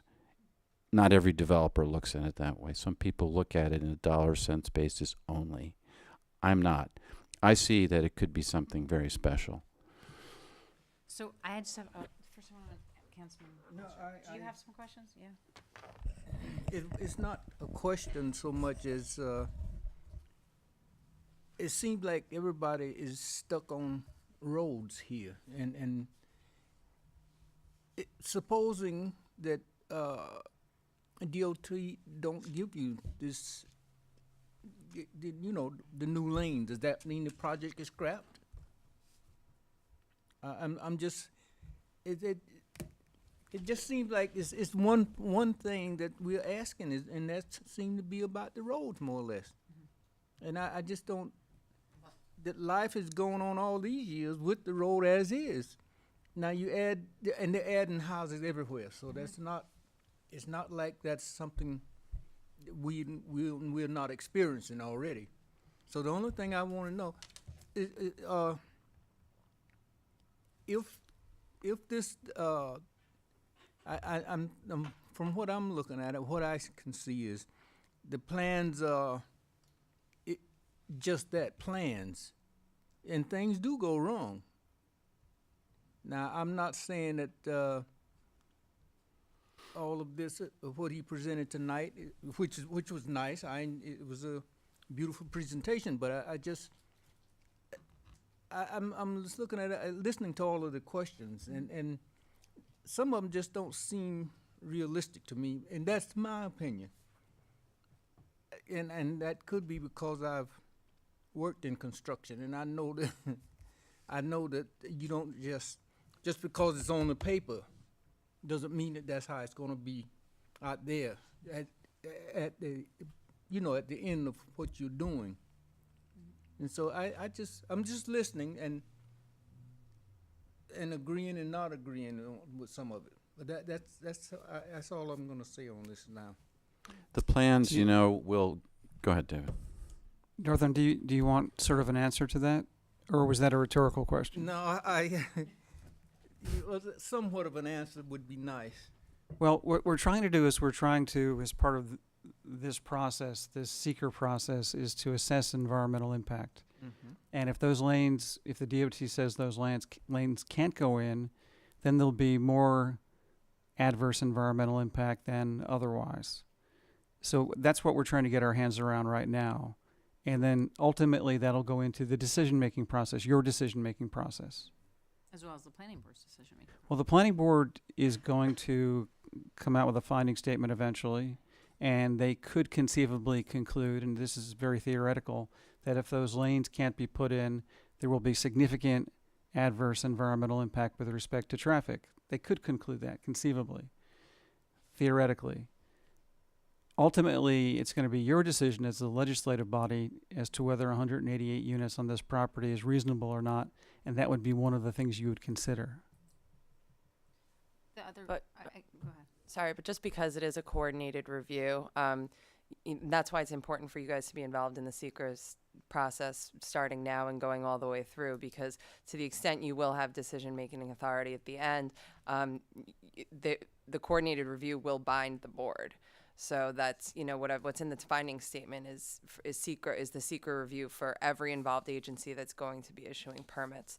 So that's why it should be a comprehensive discussion and involvement of all the boards throughout the process. So I guess then the question is, besides this, what some of us may think is ambitious proposal to change state road and county road, town road, are you considering alternatives if that doesn't go through? Really, that's only state road. I don't know if any of that is county or town road. Kitchener? 134 and 9A. I- Croton Dam Road. Croton Dam Road on one side, going Ours. across to 130. Ours. That portion is state At the very end. at the very end. But right before that, I think might be ours. But once you impact their right of way, Right. you are dealing with the state, Right. and 9A is state, Okay. and traffic signals are state. Okay, so my question is, if the DOT, are you working on alternatives if the DOT says, sorry, no go? Yes, we are. Okay. But All I right. think, practically speaking, if the town weighs in on this, that is something that that DOT will take very seriously, and particularly if a private entity is paying for it. Just to clarify, you may want to mention that you're not planning on paying for the whole thing yourself. Well, we've looked into the total cost. We hope that the Hawks Avenue, Parth Knowles. Parth Knowles, has its half share, fair share. We think the impact heading southbound actually is much greater than heading northbound. And I would add to that of something to Northern's comment irrespective of what happens to this site, towns north of here are growing housing, and that housing and those commuters filter through this area, irrespective of the site. And so I think a question in your mind ought to be, okay, irrespective of what happens to this site, there's going to be growth in the impacts. And some people use 9A to, circumvent other commuting ways. And so growth is inevitable. Every town I've ever been in, this is the number one issue, is traffic impact of new housing. But you have to look at it. I think you just can't look at it isolated in your own town, because people come through it. They don't pay unless you're going to have tolls. They're going to just come right through to the next town, and north of here are major developments that are underway. One more thing. Excuse me. I know the building in Tuckahoe. I've seen it, but if the timing we talked about on the light at 134, like a 10-second more or less, or whatever the case may be. I think even as hardcore as DOT is, they will understand if you got, more people, you need a little extra time one way or the other, or less time on one side than the other. But I also heard you talking about the commuting jitney. You see, now there is a reason for that too. I know there are express trains that stop in Austin. There's some that don't stop in Austin. They stop in Croton. So if the person living there wanted an express, of course he'd go to Croton for it. And especially if he's going upstate, because I know people from Austin who has to get trains to go upstate. So it would be beneficial to both. Yeah, our experience in jitneys and other projects is that you don't know what the path is going to be until you get there. You might have somebody who, you want to end this at 8:30, and they say, "Oh, come on, can you do one more run at 8:15?" And the driver is there at 8:15, but it'll be from experience, and it may vary day to day.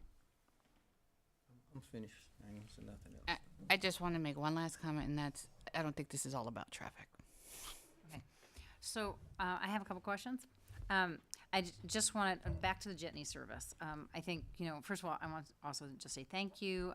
It is really a great presentation, and I really appreciate that you're concerned for the environment. And just to touch on that, I think that the jitney service has potential to be helpful to our environment because it collects people all together, takes them to the train, and then you don't have lots of cars. So one of the questions that I had for you also is, you also mentioned, a little bit about your Tuckahoe project, and you showed it, and it seems like if you're appealing to millennials, they're also looking for some degree of walkability and/or I'm going to say bikeability, because you didn't talk that much. I think you might have talked earlier. I just want to know if there's any provisions or any thoughts about making it easier for people to bike to the train if they wanted to, or to, especially with more people using city bikes and they're kind of getting into that mindset, and we are seeing, I think, more of that in Austin. So I was wondering about that. I was wondering, I know I'd asked you when we were on the site visit, if you had any thought to reusing any of the materials from that original estate that was up there, and I'm curious about that. Again, just, concern for the environment, any way that you can mitigate the impact. I want also, and you don't have to answer all these questions, I just would like these to be considered, as you move forward. You can answer them if you have really fast answers, but I'm not sure that you do. I'm curious about how drilling in to make an underground parking facility impacts the environment. And and the stability of the whole project. I'm just curious what that's really all about, because, again, not impacting trees, not impacting water, but does that have an impact that we're not really thinking about or not aware of? I don't really know. I mean, it's a beautiful topography, and I just want to. We've gotten a peek at what we think is underneath. If you come up the entrance road and you get up right to the right side of the front entrance of the main building, there has been some excavation due to water lines over the last year or two, and so you get a good sense of what the subsoil conditions are. And surprisingly, it's very loose there. There isn't ledge there. There is ledge in the back. Remember when we walked and there were those beds outside that were stacked there? Some of that is rock. I don't know if we'll have to blast or rip, and you don't know until you get there. You have to look at the type of rock and whether it's kind of flaky rock that can be ripped apart or whether it's granite and something that has to be blasted. So I don't know the answer. Okay. The reuse of those beautiful limestone blocks is probably not going to happen because it would create a style of architecture that's not an Adirondack style of architecture. We'll probably sell that or give it to somebody who will want it. It is beautiful stone. It really is. And then biking, honestly, we haven't really thought about biking, but we will. Okay. Just haven't thought about it. And then I was curious if you know what the economic development is going to be, what the impact is going to be and what kind of a time frame there would be. So what the construction would be, again, for the neighbors and how that's going to impact them and how your construction vehicles might be coming and going and what the routes would be, and if you would make it sort of, timing of all of that, also to offset traffic, et cetera. I think I already asked the question about if you're looking at realistic alternatives. I just want to make sure that they're realistic within our given codes and all of that sort of stuff. I think that that's important when we're looking at what could be. You alluded to, what the current owner has, potentially put out into the world that he would build if he had his way. And I think, I hope that that's not just a kind of a threat to help, move something faster. I know he's interested in moving this faster, obviously, because he wants to get to the end of the line, which is sell the property. And obviously, we would love to have something there that really benefits our entire community. So, I continue to hope that we can work together to find the way that this is really right-sized for our community and make sure that, it fits everybody's Right. hope and dream for maintaining the property in a way that positively impacts Ossining. So I can't speak for him. He has to speak for himself. right, but I mean, you alluded to the fact that there were other alternatives that we might not like so much. So, I know that he. No, I didn't say that. I just said there are other alternatives that are outside of what is being ideas he has. I didn't say that you would like or dislike. I don't know. Okay. But in terms of construction, we have very carefully looked at cut and fill. So where we would be cutting, we are trying to find a similar amount of area where you fill, so that truckloads off the site are minimized. Okay, so if it were the other way, you'd be cutting, and having to have truckloads and truckloads to dump. So JMC, our engineers, very talented group of guys. Throughout the whole process of design, we have been going through this iterative process of, okay, if we cut here, how much can we dump over here? So with the intention of minimizing truckloads off-site. The big impacts visually to the site, where a lot of cars come in and there's dust and such, are the excavation, putting in the foundations, and then once the building is framed in and the exterior cladding is put on, then the interior work, whether it's sheetrocking, the HVAC, MEP work, all the finishes.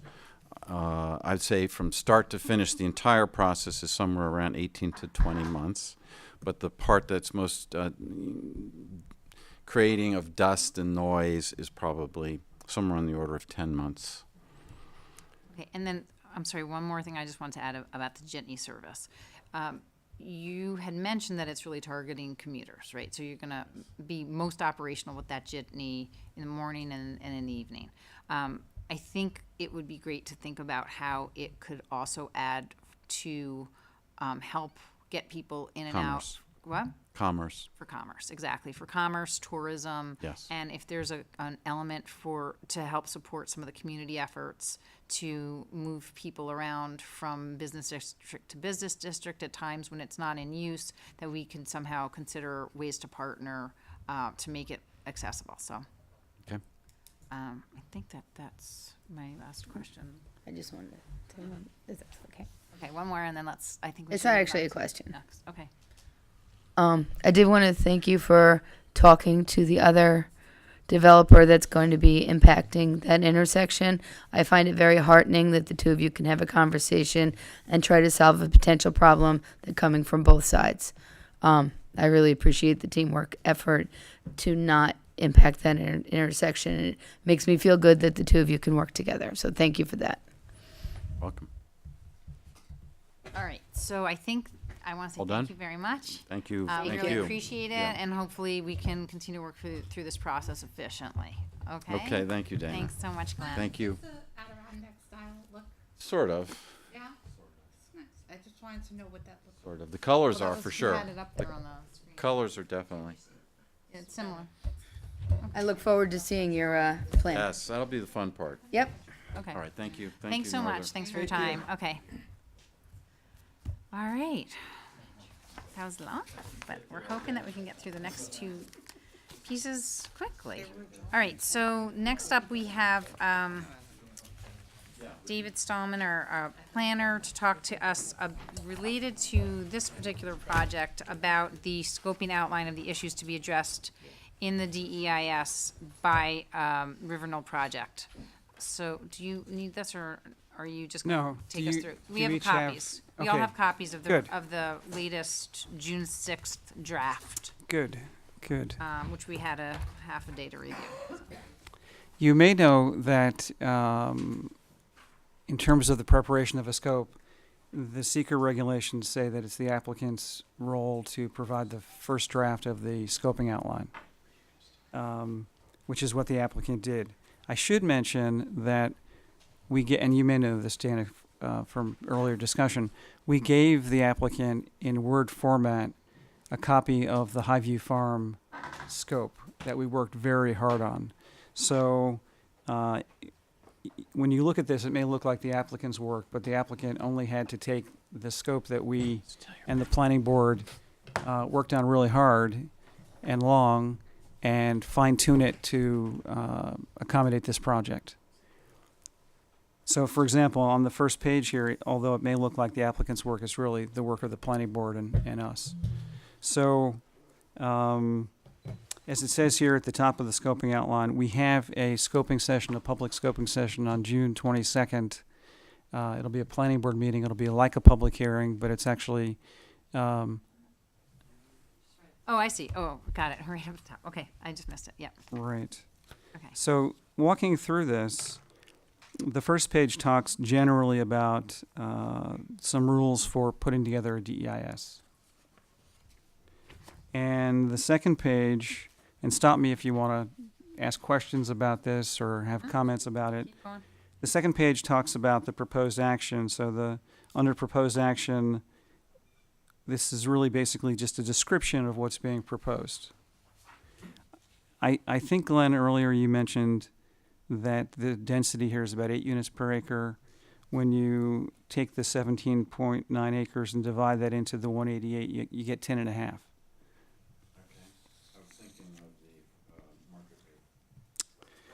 On the next page, we have in Table 1 a list of required approvals, and to the list that was provided by the applicant, we've added the town board, because the town board has zoning map and text amendment approval to grant or not grant, and we added the highway work permit from the New York State Department of Transportation.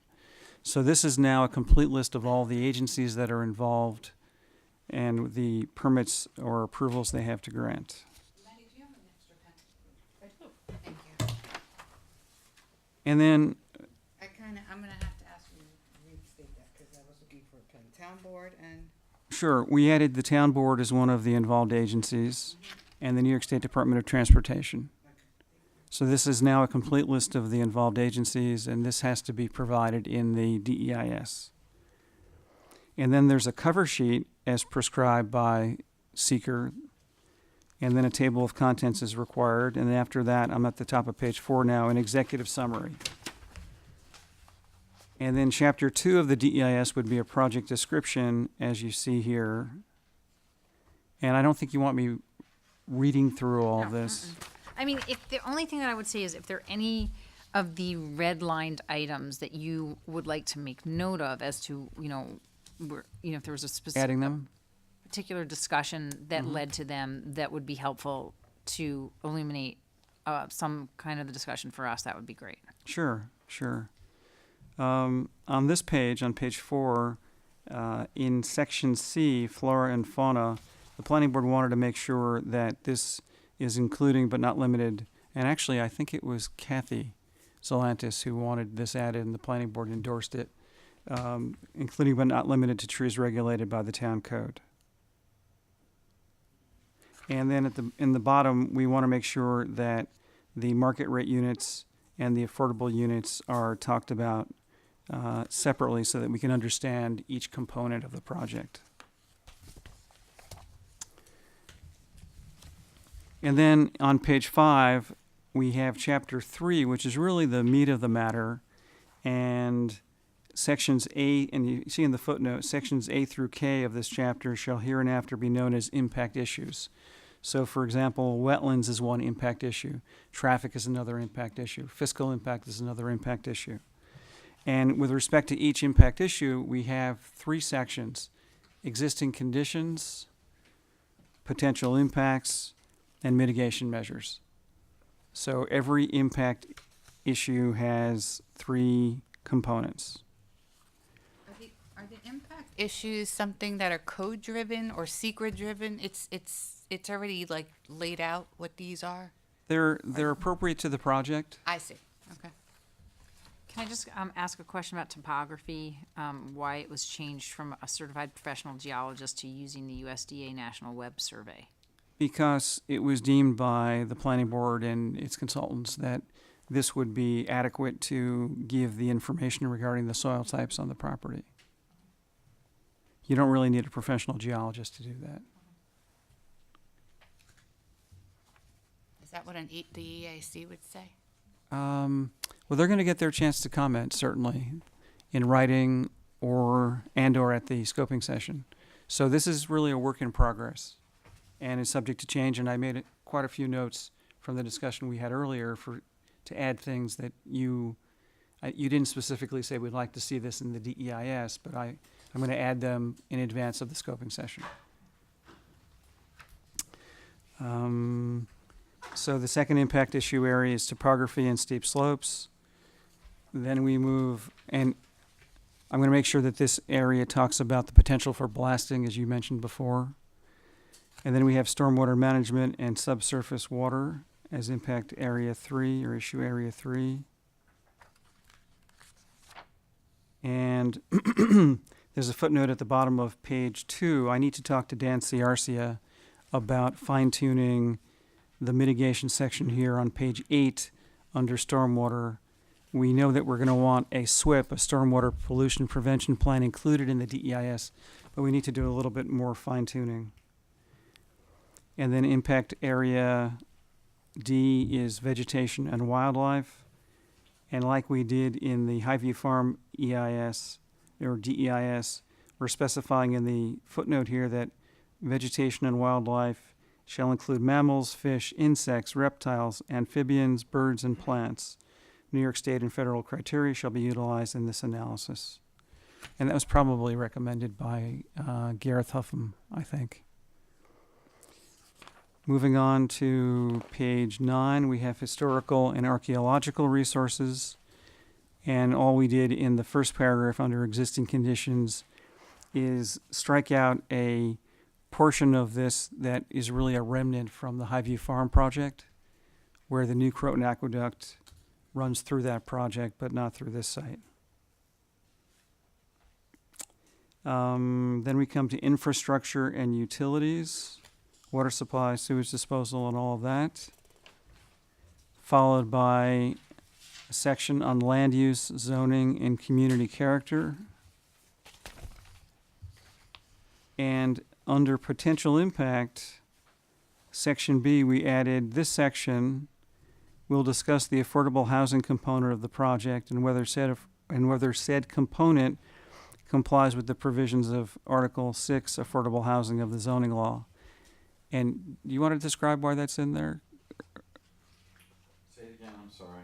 You know the alternative that you've been talking about? You don't even have to refer to that. Glenn, you know the alternative you've been talking about with respect to keeping some of the homes? Yes. We had looked at the potential of recycling or reusing. Is that, are you on? Okay. Oh, I'm sorry. Of reusing some of the homes for affordable, in that they would provide, they would do two things. They would offer another format that might be appealing to certain people, irrespective. They certainly wouldn't be part of the market rate, because the market rate's looking for the highly amenitized main building, but an affordable person might. But more importantly, we thought we might be able to bring those units for less cost, renovating them, and therefore we might be able to bring them in at a lower point relative to the AMI. That was the original thinking. Okay, wait a minute. So we're talking about separating out the affordables from the main building? Because that to me is all about Poor Door. No. Well, Okay. So, You know what, do you want me to, because we had, yes. this is an issue that I had spoken to Glenn about with regard to appropriate allocation of housing within the space. There are ways that we can, we have a need for housing at certain price points that are without subsidies and tax credits are impossible to achieve.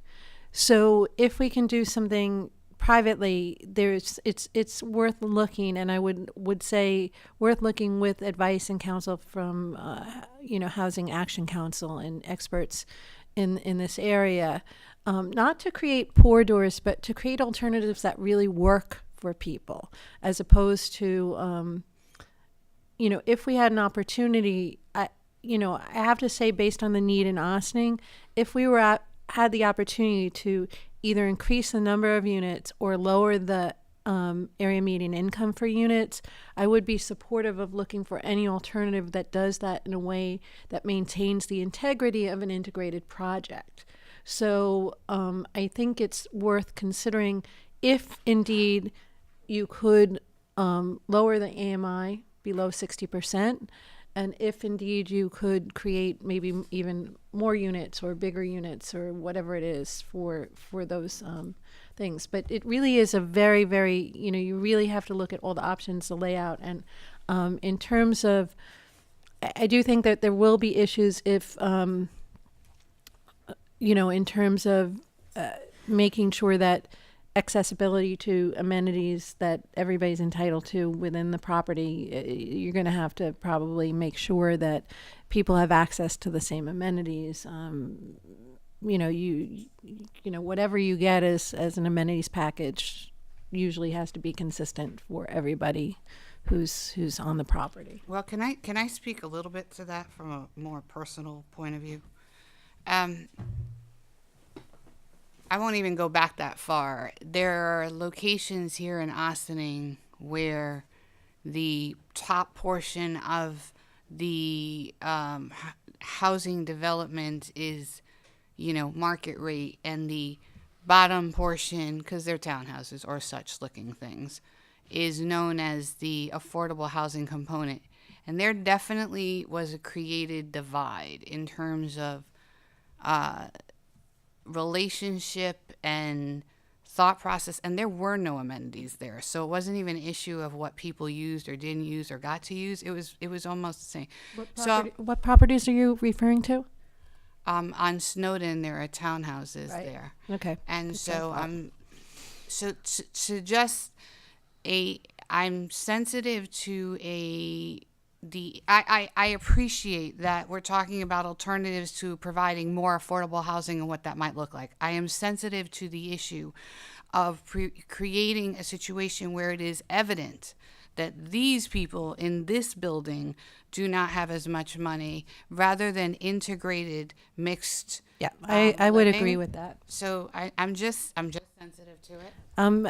It's a sensitivity, obviously, for me as well, and I think for everybody on the board and the community shares a sensitivity. So, it is the one thing I will say is that while I'm very, very supportive of the set-asides that many municipalities are currently implementing are only a part of the way that we're addressing our housing. They're not satisfying the overarching needs so what I and I don't want this to be misinterpreted to think that I believe that housing should be segregated in any way, shape, or form.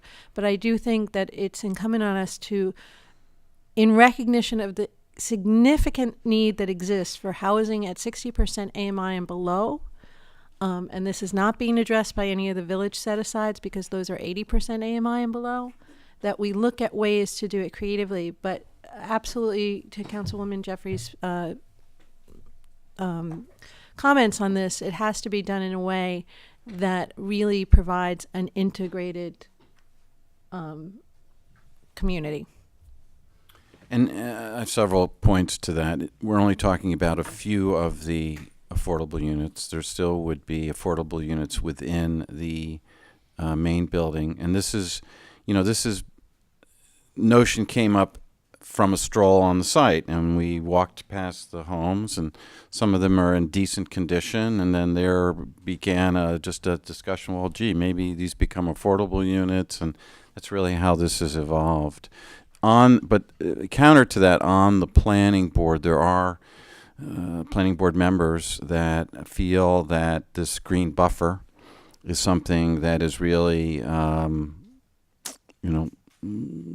strong goal, and those units sit in the buffer, and so that's something that has to be thought through. Albeit these homes are pre-existing, they're been there for 60, 70, 80 years. They're friendly faces to the neighbors. I think they're friendly. I don't know. But so there are some people feel they should be taken down and more green space put in. So this is a big discussion. I gotta ask a question here. You said reuse houses or homes. What homes? What are we talking about? There's other pieces of property on that. On the property. Yeah. Correct. Oh well, that's okay. And I've not done a structural survey of these things. They may be just infested with termites, and this could be a foregone I am conclusion. I don't skeptical know. that it will be cheaper to rehabilitate anything that's existing on that property than build new. I'm very, if you find out that's true, let me know, because that's not been my experience. Yeah. All right, so let's continue. Right. So this section B is in here because obviously, or maybe not so obviously, but reusing these homes, separating out some of the affordable housing would not comply with the current regulations. So there would have to be a change. And then section C says that this section will discuss the ways in which the project addresses the reservation of parkland or the provision of money in lieu thereof, that being a recreation fee, requirements of the town code.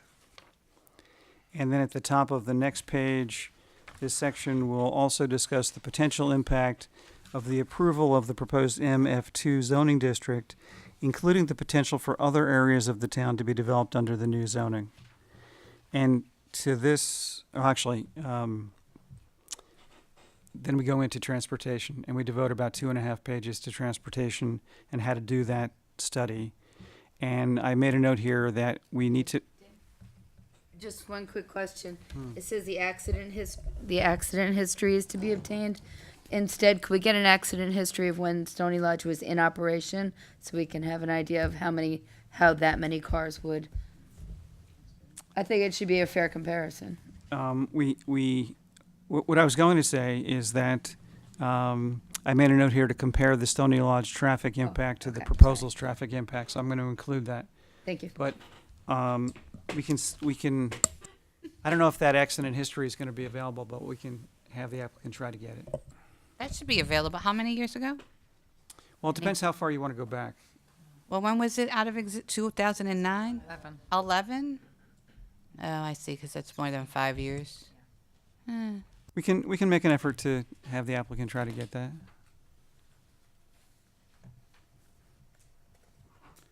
I made a note. I recently went back 5 years for Briarcliff, Westchester County, and the village, and they were able to provide it. Yeah, So now whether they can give you 7 and 8 years, that's 10 years, 12 years, 20 years. now you might be pushing it. Although I was gonna say to Councilman Wiltshires thing, don't we have boxes and boxes in that? I think the police department has all kinds of boxes in their attic. Probably let you go up Not there really. and Actually, crawl no. around. They took them out of the police department. We don't have boxes, please. When you try to get your insurance lowered, they know. Right. Oh, yes, I am. Yeah, they've got all my accidents going back to my bicycle accidents as a kid. No, I'm just kidding. So to this, I've added, or am going to add, alternative mitigation, which came up. If the access to the approaches to 9A can't be widened, then what would the alternative be? The jitney service and the possible biking to the train stations or train station. Then we have community facilities, which requires the applicant to research fire protection, police protection, emergency services, school capacity, et cetera, et cetera, et cetera. And then after that, we have fiscal impact. So the applicant would have to do a fiscal impact analysis, and included in that would be the agreements you've made with the school district and the dollar amount, which you've mentioned in public before. Can I ask a question about parks? What is our code about parks? What is the code about parks? Right. So don't you have to pay in lieu of parks or? Yeah, we talked about that a few minutes ago. Say again? On page Rec fee? 10, item C, this section will discuss the way or ways in which the project addresses the reservation of parkland or the provision of money in lieu thereof.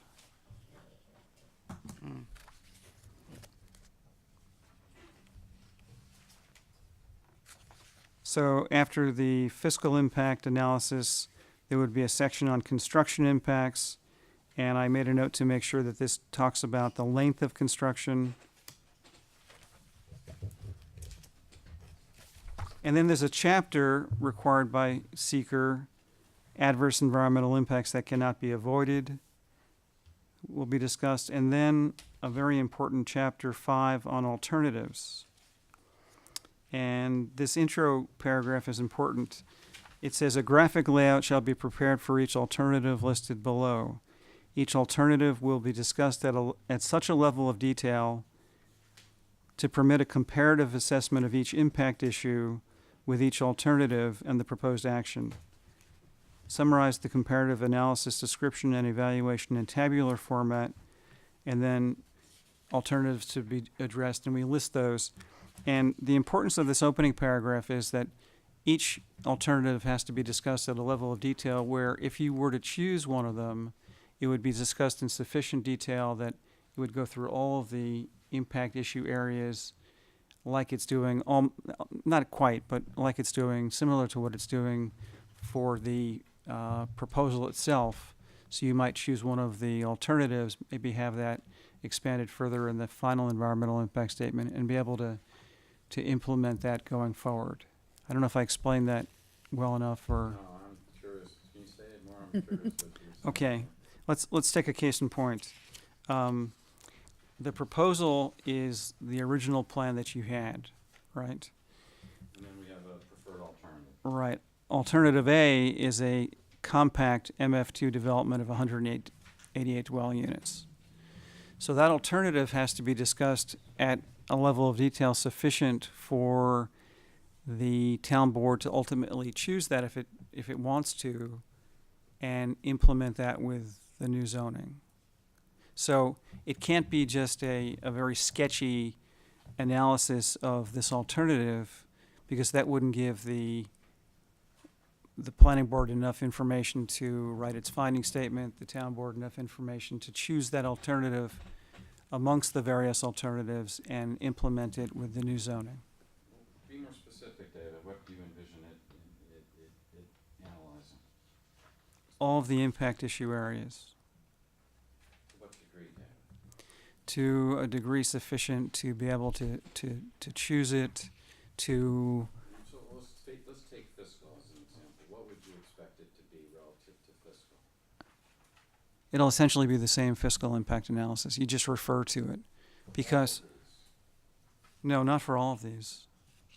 No. The fiscal impact, well, let's take item C, for example, cluster development based upon R15 conventional layout density. Yeah. You'd have what? You'd have 20 dwelling units.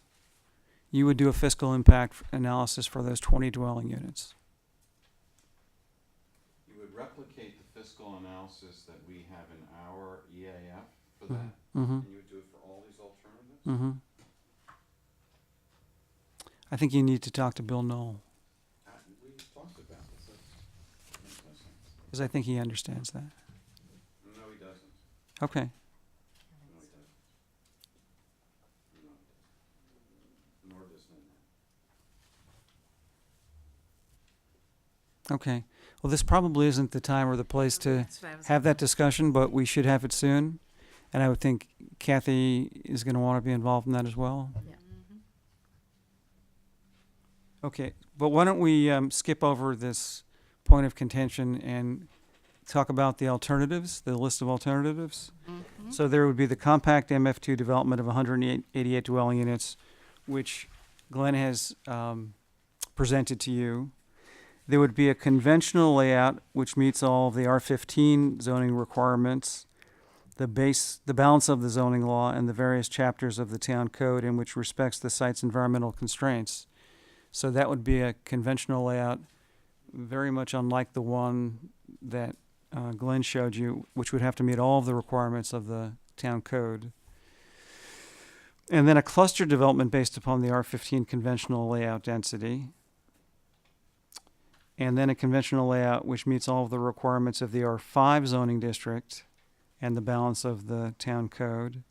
And then a cluster development based upon the R5 district requirements. And the R5 district is the single-family zone with the smallest minimum lot size, 5,000 square feet.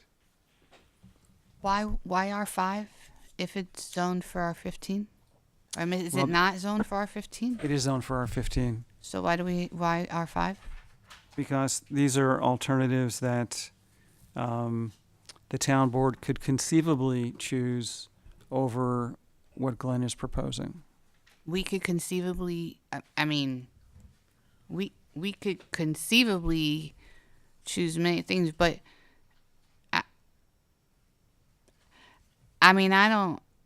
I would not be looking, maybe we could discuss this quickly, because I would not be looking for an alternative that's going to make houses in terms of land smaller. I mean, I understand apartment buildings are one thing and townhouses are different, but houses, is anybody here looking to make it R15 to R5 for houses, for single family houses? That's what it That is. we'd have more houses. R15 is less than I don't really envision a conventional subdivision on this property at all, really. Like, Are you saying that it has to be R5 for clustered? It would, No. if this is a very rugged piece of property. You've all walked it, and Right. and probably if you're anything like me, it was arduous at some points. So the planning board has the authority to allow clustering.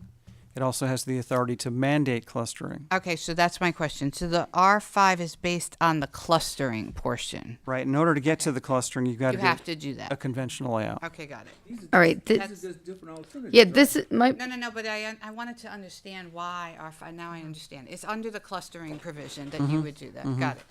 My question is, Same thing with the and R15. it's probably similar to what he was saying. Why, if he is not proposing any of these, is it his responsibility to do the scope of it? Because we won't know whether we're going to vote for it against it if we don't know what our alternatives are. And the secret regulations provides for there to be alternatives to the applicant's proposal. Okay. It doesn't require you to do this degree of alternatives. Well, that's something we can talk about. All right, and that's what you guys are going to talk about with people who understand it Not better than exactly. I I do. think, well, that Two issues. that may come into, Is the number of alternatives, because when you start parsing it, you start looking at 6 units to the acre, or 7, or 8, the incremental differences are de minimis. So there needs to be, I think, a discussion on that. And then the next question is, Why do we need what are you analyzing and to what degree?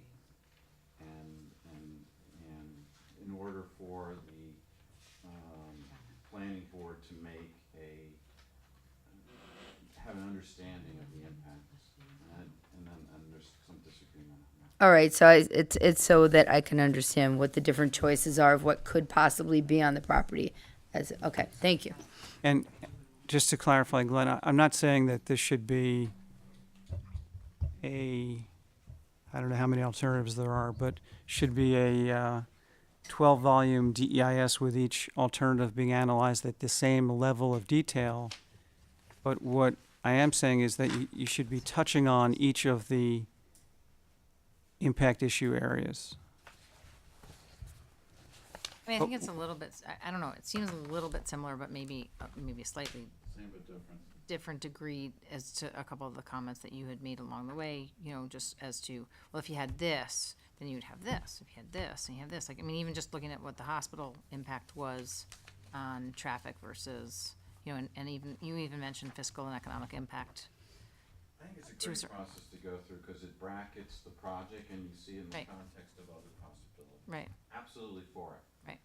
And it's just the degree of it in order for you to get a comprehensive understanding of where this fits in relative to the other possibilities. As far as, and I don't, and again, I'm still a little bit new to this process, but as far as the number that are listed here, and you said you went off of the one that you'd used for Highview, and it looked like there were up to F, and now we're up to K. So I'm just wondering if that is reasonable, if that's unreasonable, and how do we determine that to make sure that, we're not asking for something that's absolutely impossible and making it impossible for Glenn's company to. That's a really good question, and ultimately, I think it's going to be up to the planning board to decide what's reasonable and appropriate and what's not. People who know about this. With guidance from Kathy and me. Okay. And we don't want to make this excessive, but it needs to cover all the bases. And, we're certainly open to further discussion. Okay, can I just say, looking? Oh. Well, so can I weigh in? So we know what's being asked, and we know what it's zoned for, and we know what existed. But I don't know that anybody's really looking at townhouses or asking, or that's at all on our radar. So it just seems to me that's just kind of, I mean, I don't really know that anybody's getting condos these days. Nobody can get money for condos. So if nobody's building condos because they're either building houses or they're building apartments, and you may all go condo one day, but at this point there's no money in condos. So townhouses don't seem to be, unless they're PUDs, and then we're talking houses. So then you're talking cluster and R5s. I just read an article that said condos are back. I feel like there's the ever shifting They're not here. pendulum, I just feel like they're trying to give us information on all the possibilities so we can have a informed decision. That's what it sounds like at And, the end and of that. either I can take your comments back to the planning board, or you could write a short memo regarding your point of view and get it over to the planning board. Okay, yeah. Well, I don't know if we're on board with what our point of view is, so that's, I think, part of it. It doesn't have to be done right now. Okay. Something could be circulated, or Right. I mean, the public session isn't until June 22nd, so I mean, there's some time. I don't know, is there going to be a written comment period after that? Do you know? Well, I think that the planning board is going to be very,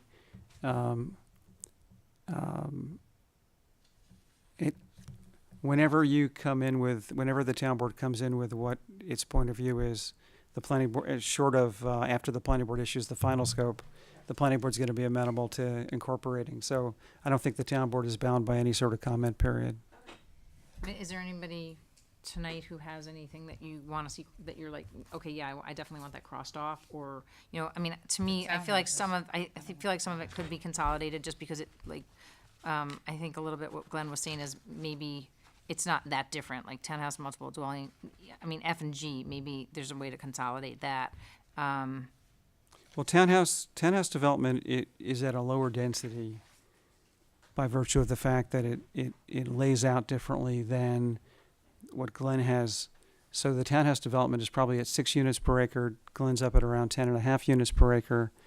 So it's I'm just saying F and G, consolidate F and G. Like, do you have to have those separated out? That's my question. Townhouse and multiple dwelling developments based upon existing multifamily zone Versus or at 8 versus dwelling 8 units. dwelling units per acre. And then,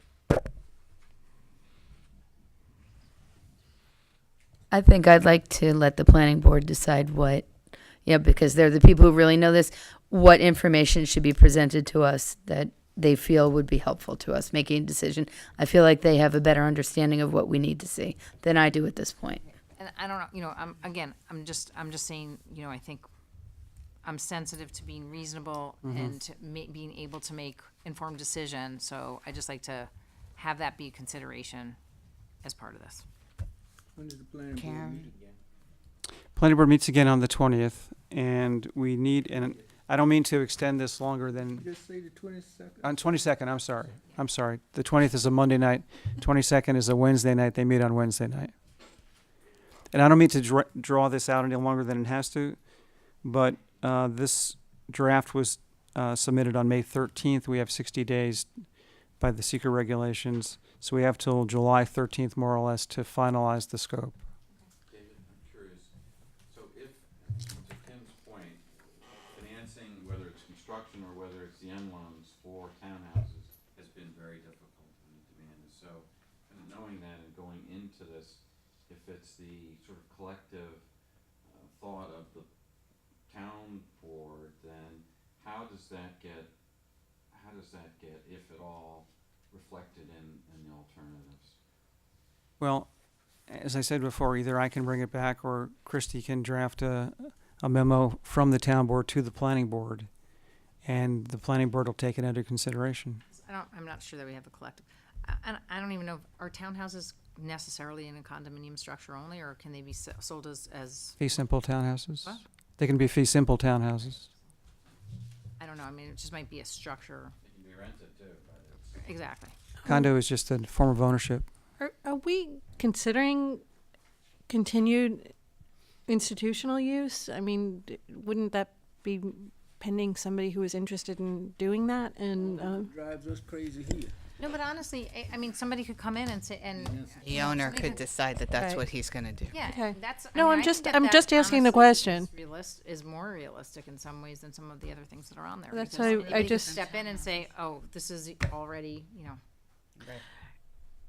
ready to go, and you know, for the pre We don't want to exclude things that, right. I mean, special use. we want, and I'm sure Christie and Kathy and Steve want this process to be pretty bulletproof. So we don't want to exclude alternatives that are possible or practical. Okay, so can we? Thank you. Yeah. Okay, do you want to just continue? Sure. So we have continued institutional use, then adaptive reuse of existing buildings for other non-residential uses. And then this next one is the discussion of using some of those houses for some of the affordable housing, adaptive reuse of smaller existing residential buildings in the southeasterly part of the site, especially for affordable housing, and any zoning text amendments needed for this scenario. The potential adverse social impacts of segregating the affordable housing in this manner should also be discussed. And last but not least, we have the no action alternative. What happens if this project doesn't go forward? And that's got to be discussed. It's required by the seeker regulations.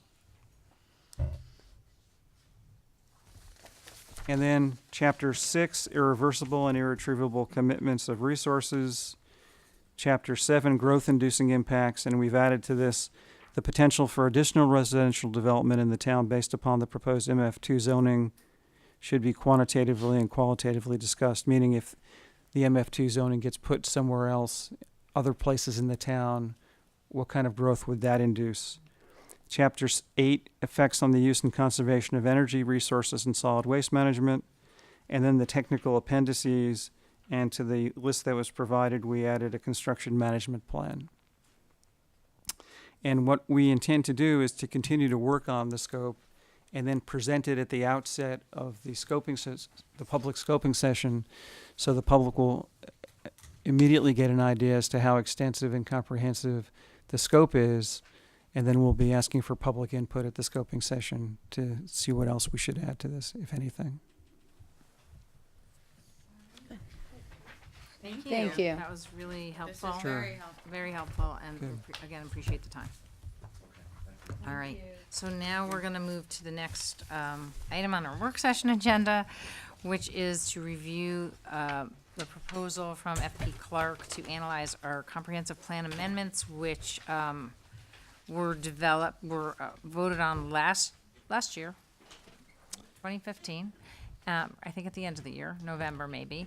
And then you had presented a proposal and then further developed it to analyze exactly what some of the timing and the costs would be to take it to the next step and actually implement town code to match what some of the recommendations were that came out last year. So if you want to just take us through that proposal for a little bit, and then we can just ask some questions and have a brief discussion about that. Sure. The comprehensive plan recommendations, I guess the comprehensive plan was 2002, was it? 2002, and then updated last year in 2015. And there have been a number of local laws implementing specific recommendations of the comprehensive plan, where the comprehensive plan said the town should do this, the town should do that. With respect to these 8 things, the comprehensive plan essentially says the town should consider doing these things. Not that the town should definitely do them, the town should consider doing them. So phase 1 of the project would be to evaluate each of these 8 items to see, or to help the town board decide whether it should go on to phase 2 of the project, which would be the drafting of local laws to actually implement these 8 items if you want to go forward with one or more of them. So even though this was done in 2002, there's a lot of pieces of it that are still very relevant, and maybe you just talk very briefly about each one of them and why you believe, because since I believe I think you worked with the town at that point to develop the comprehensive plan in 2002. If you like it, we were involved in. If you don't like the plan, Thanks, Steve. never seen Okay. it before. Right. So just going through really quickly, what I was hoping that we could do is just kind of briefly top line these 8 points, and then sort of get a sense from the board if we think we want to move forward on all 8. And you could talk a little bit about the timing to work on these proposals, and then for phase 1, which is to kind of analyze which one of these are worthy of moving forward, and then for phase 2, if we decide all of them are worthy, 6 of them, 4 of them, whatever it would be, then that's kind of going to take us into phase 2. What I was hoping that we could talk a little bit about are what are the ones that are sort of most relevant at this point in time, and what that would mean for us timing wise, if we want to separate out, do 4 and 4, if we feel like 4 of them rise to the top, then we could focus on those 4 right now and maybe move them through a little more quickly so that we could get to the next stage. And then also talk about what impacts it has on right now on any kind of applications that might be coming before the planning board, and if there's any determination that we want to make as a result of your suggestions. Here's what's next for the comprehensive plan, so that we can see if there's any implications. Okay. Well, the first one is looking at the buffer requirements for commercial uses adjacent to residential areas. And this primarily centers on the GB district along North State Road, which is a very narrow district. As you know, you've got residential development on both sides of the North State Road corridor, and there are some requirements currently in the code, and the question is whether those requirements should be increased. Not decreased, but increased. My vote is that should be on the top. This would also apply to other non-residential zoning districts, but I think for the most part, if you look at the BE district that General Electric is in, there are very significant buffer requirements between the non-residential use and the residential zoning areas around there. So I think we're primarily talking about North State Road, frankly. Okay. The second one has to do with changing the zoning of the Maryknoll Seminary and adjacent undeveloped properties from R40, which is roughly a 1 acre zone, to a 2 acre zone. For that. And is this one of the things priority. one of the things that we've been talking about, How many because there priorities? have I been say a number yes. of parcels near that have come up that are really kind of open space right now, is, what our open space goals might be. Are there areas that we'd like to retain as open space that may already be, and how does that, is that something that we want to also look at from other perspectives as well? And maybe Yeah. that comes up in that particular area, because it might be that there's quite a lot of remaining open space, and maybe some of our last remaining open space. But actually, should we look at what, is it possible for us to look at what open space there is or could be? So Maryknoll exists as Maryknoll, but we're looking at Maryknoll even in its existence for a change of zoning. So it's not an open space per se, it's an actual, they exist. Right. But can we look at other places like that, and places that may be open in terms of, changes that should be made exactly for that, for environmental reasons, for, the benefit of all of us, recreation, health, or their all of advantages, that. that kind of The Environmental Advisory Committee, I want to say about 4 years ago. Did an open space inventory. Yes. Right. And we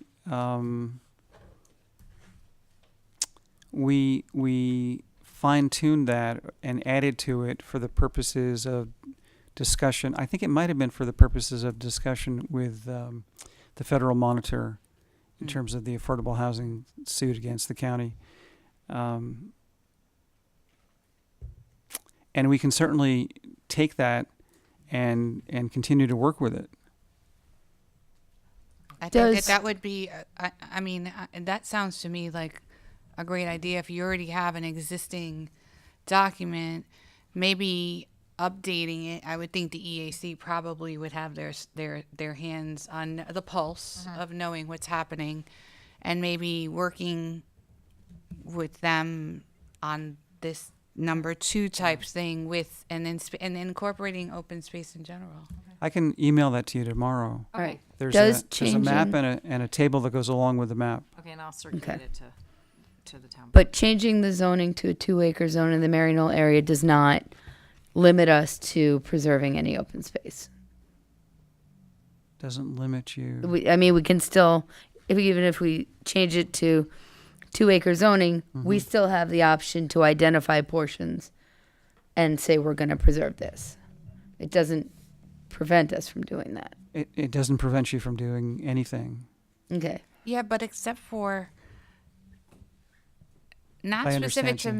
Maryknoll, but if you have private land that's being sold to private in Developers. transactions, the only thing that gets us involved is the zoning. Because Right. if the zoning says 2 acres and somebody says, well, okay, I'm going to follow the 2 acres, but I can subdivide it this many times based on that, there's nothing. But it's currently 1 acre. I understand, but you said that doesn't preclude us from preserving open space, and I'm just saying. if Doesn't it's mean we private- can't identify areas that we take ownership of or want to, okay.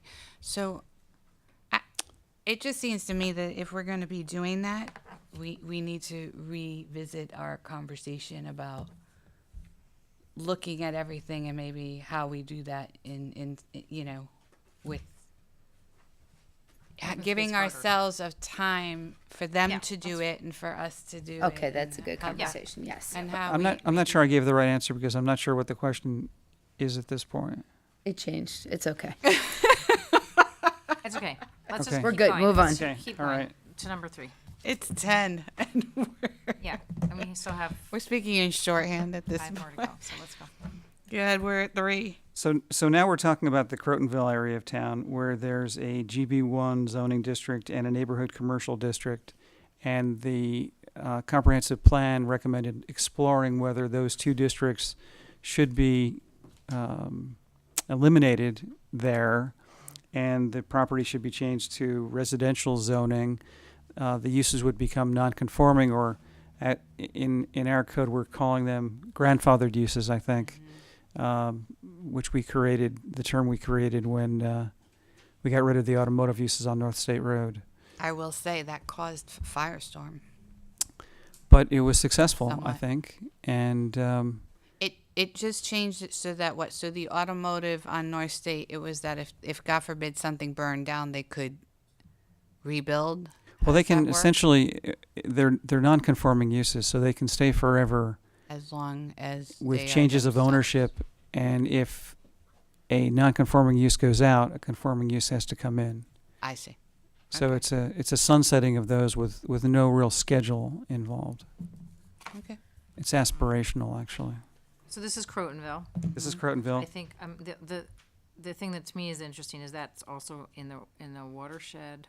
I mean, they're all in a watershed area, pretty much. There's a lot of overlapping watersheds, but this one is particularly right near our. Doesn't drain into. It doesn't drain into. It drains toward the river. drains toward the river. But I think that there's an overlay, watershed overlay in that area.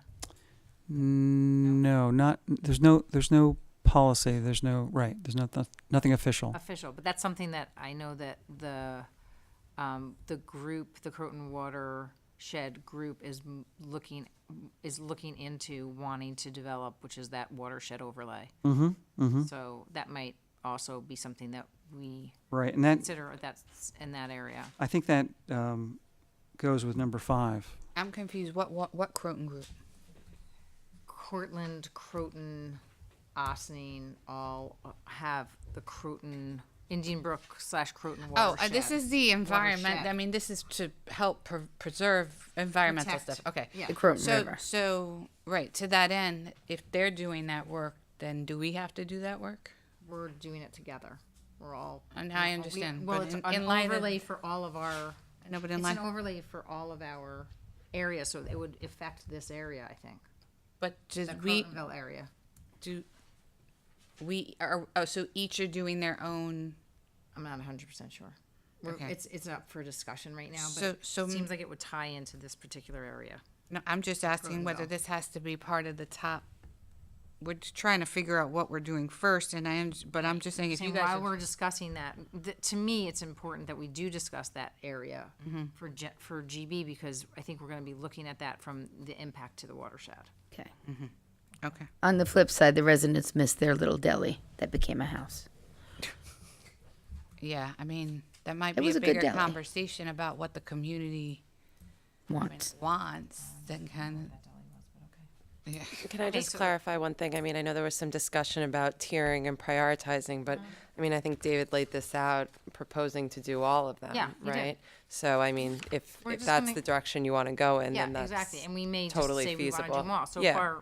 far, they all haven't, at least 1 and 2 seem, you guys Two- mentioned that they were priority. 2 looks like 1 to me, and 1 looks like 2 to Okay, me. so That's we're- how well, I'm I think looking the at point it. is, I think that Christy's trying to make the point that let's just try to get through all 8, and then we can go back and if we want to Okay. reprioritize, okay? I think her point was, he's proposing all of them. So 4 has to do with the general business 1 district, the GB1 district. Currently, or originally, when the GB1 district was created, we basically took the GB district and said the GB1 district has all the uses or permits all the uses that are permitted in the GB district plus storage. And this is down by the Croton River where Manny's and Fiorito's is. So that's how the district reads right now. It All right. still reads all the uses that are permitted in the GB district plus storage.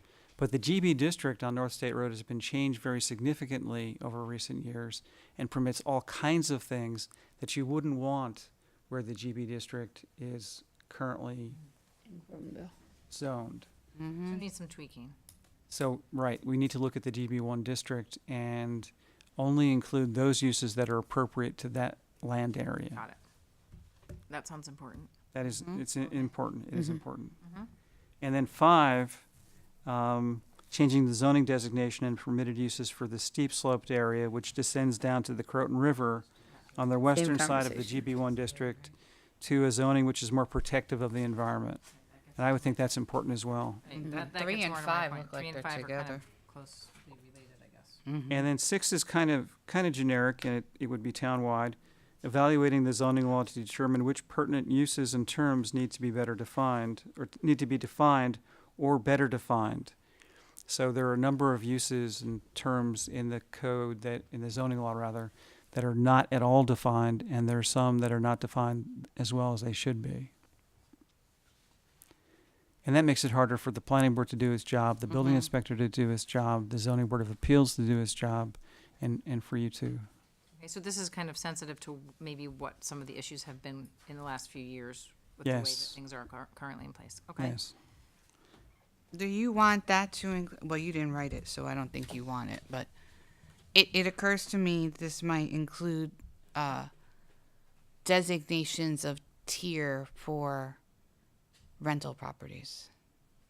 Remember we said we don't have zoning. We don't have any kind of zoning for rental properties, right? We have R5s, R15s, R40s, R30s for houses. Don't have But levels we of don't have multifamily. tiered Oh, levels. different multifamily districts? Multifamily levels, Okay, yes. I'm sorry, multifamily levels. So I just wondered what you That, thought that's about somewhat different.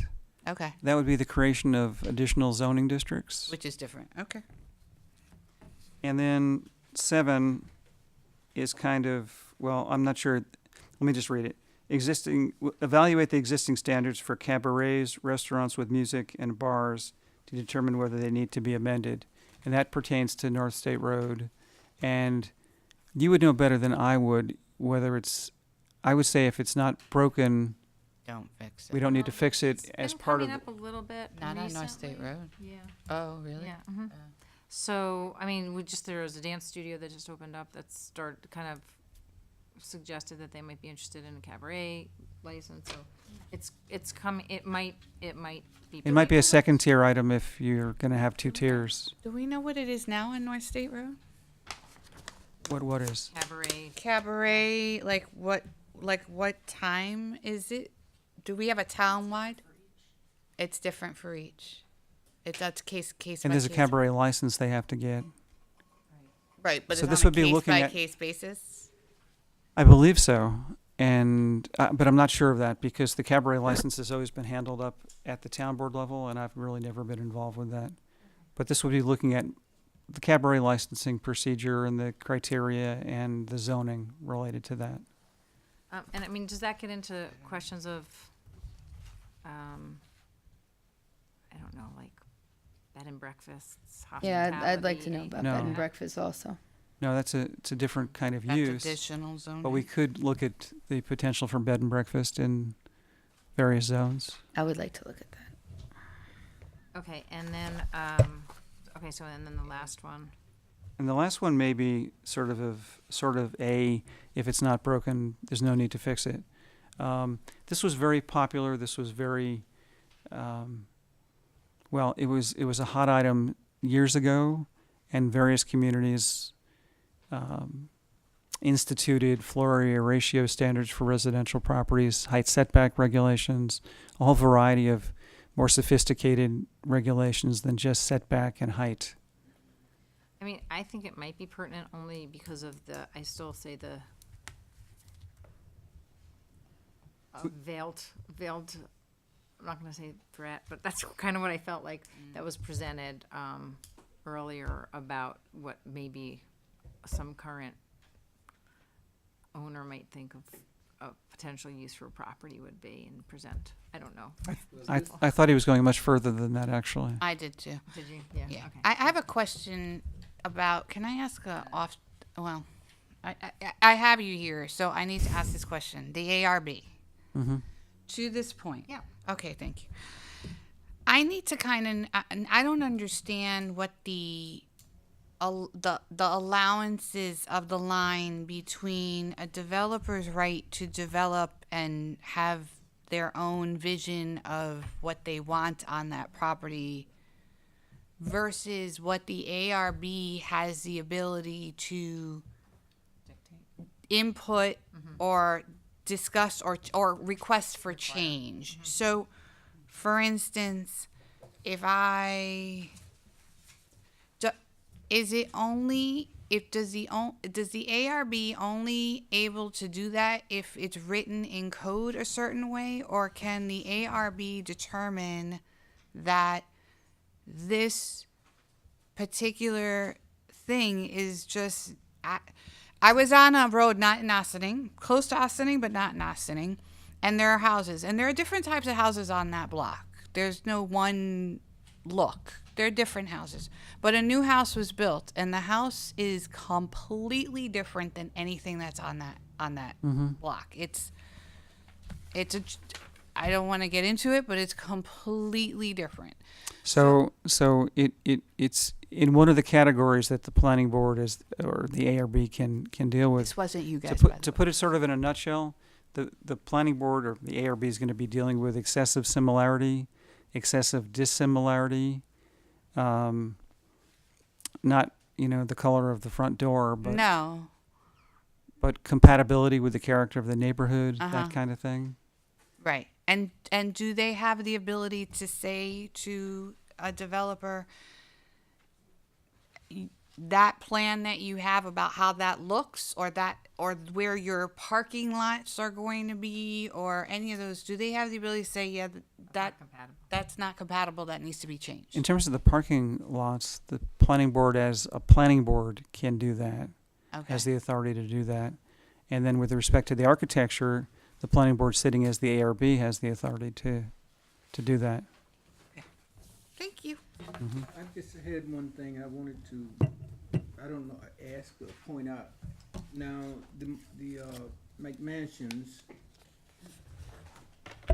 Oh, forgot. It's okay. The McMansion homes, if we made this where we have the 2-acre property now at Marino, Mm-hmm. wouldn't that be perfect for something like that? Right, and the purpose of putting these regulations in place is to make sure that you don't get these huge, enormous homes on Postage stamps. on relatively small lots. We did this kind of work years ago for Briarcliff Manor.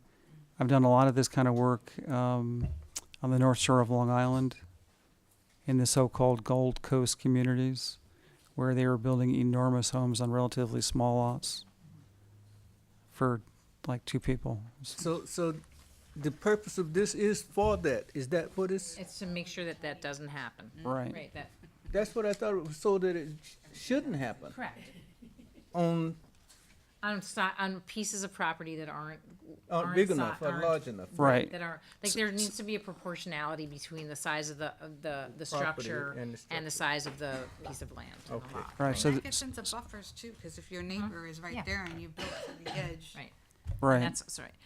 So in terms of these 8 things, I mean, to me, there was one other thing that isn't really on here, and we've talked about a little bit in prior meetings, would be looking a little bit at, you know, North State Road and how North State Road kind of cropped up, and I don't really know how this fits in with zoning and planning in terms of what we can lay out. Kind of gets into some of the things we talk about in terms of compatibility, but also to the notion of walkability and how you make that more friendly to the kind of retail businesses that might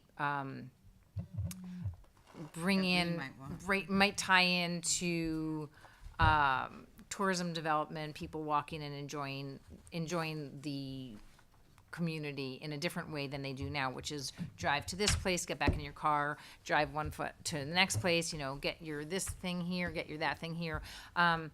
Looking at what's there, what's working, what's not working, and or how we necessarily change things to draw the kinds of businesses and the kind of look and feel we might want for North State Road that didn't happen as a result of maybe there wasn't that planning or that vision when the sewer and the water got put in there or something like that.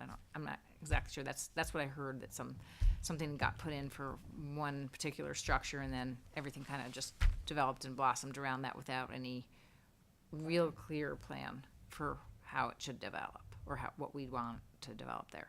So I don't know if that's worthy of conversation or if that's a separate conversation. I'm just curious what the rest of the board thinks. Maybe this is, you know, again, more targeted and focused to what was in the last one, and then that's a separate conversation. I think we can. I think that these are all really good, and Right. To our attorney's point, if you're laying out 8, I think you believe that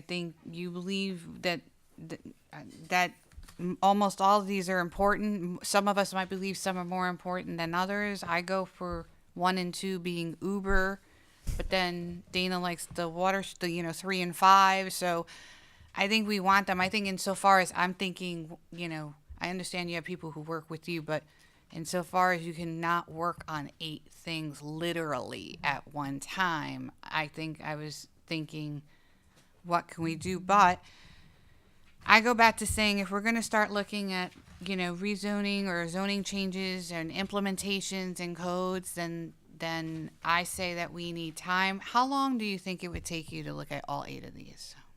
Well, I think we said 5 weeks for phase 1. What's phase 1 again? Sorry. Phase 1 is yeah. doing a preliminary analysis, then based on the analysis, then you do a deeper dive in phase 2. Right. We don't want to go right to drafting local laws on these things Right. because what the comprehensive plan said is you should evaluate these things to determine whether you want to go forward and actually implement them. Right. So in that 5-week process that you're proposing, you would then just come back to us in 5 weeks and say, here's what we determined, or would you get input from us? How would that 5-week process? I'd like to have more discussion, Okay. We'd have to have meetings. and then it'll eventually culminate in the preparation of a report, and then we would talk about the report, and you would decide whether you actually want to go forward and have us work on local laws or a local law on, you know. So would you envision a town hall meeting as part of that analysis, or would you, I hadn't envisioned that. I thought it would be more working with the town board, because I don't think these things are such that you really need a tremendous amount of public input. You would have public input on all of these things. You'd have a public hearing on the local laws, but I don't see, you know, doing a charrette to decide, you know, how we should define retail, Okay. for example. All right. So, I mean, my personal feeling is that we should at least go into this phase 1. Yes.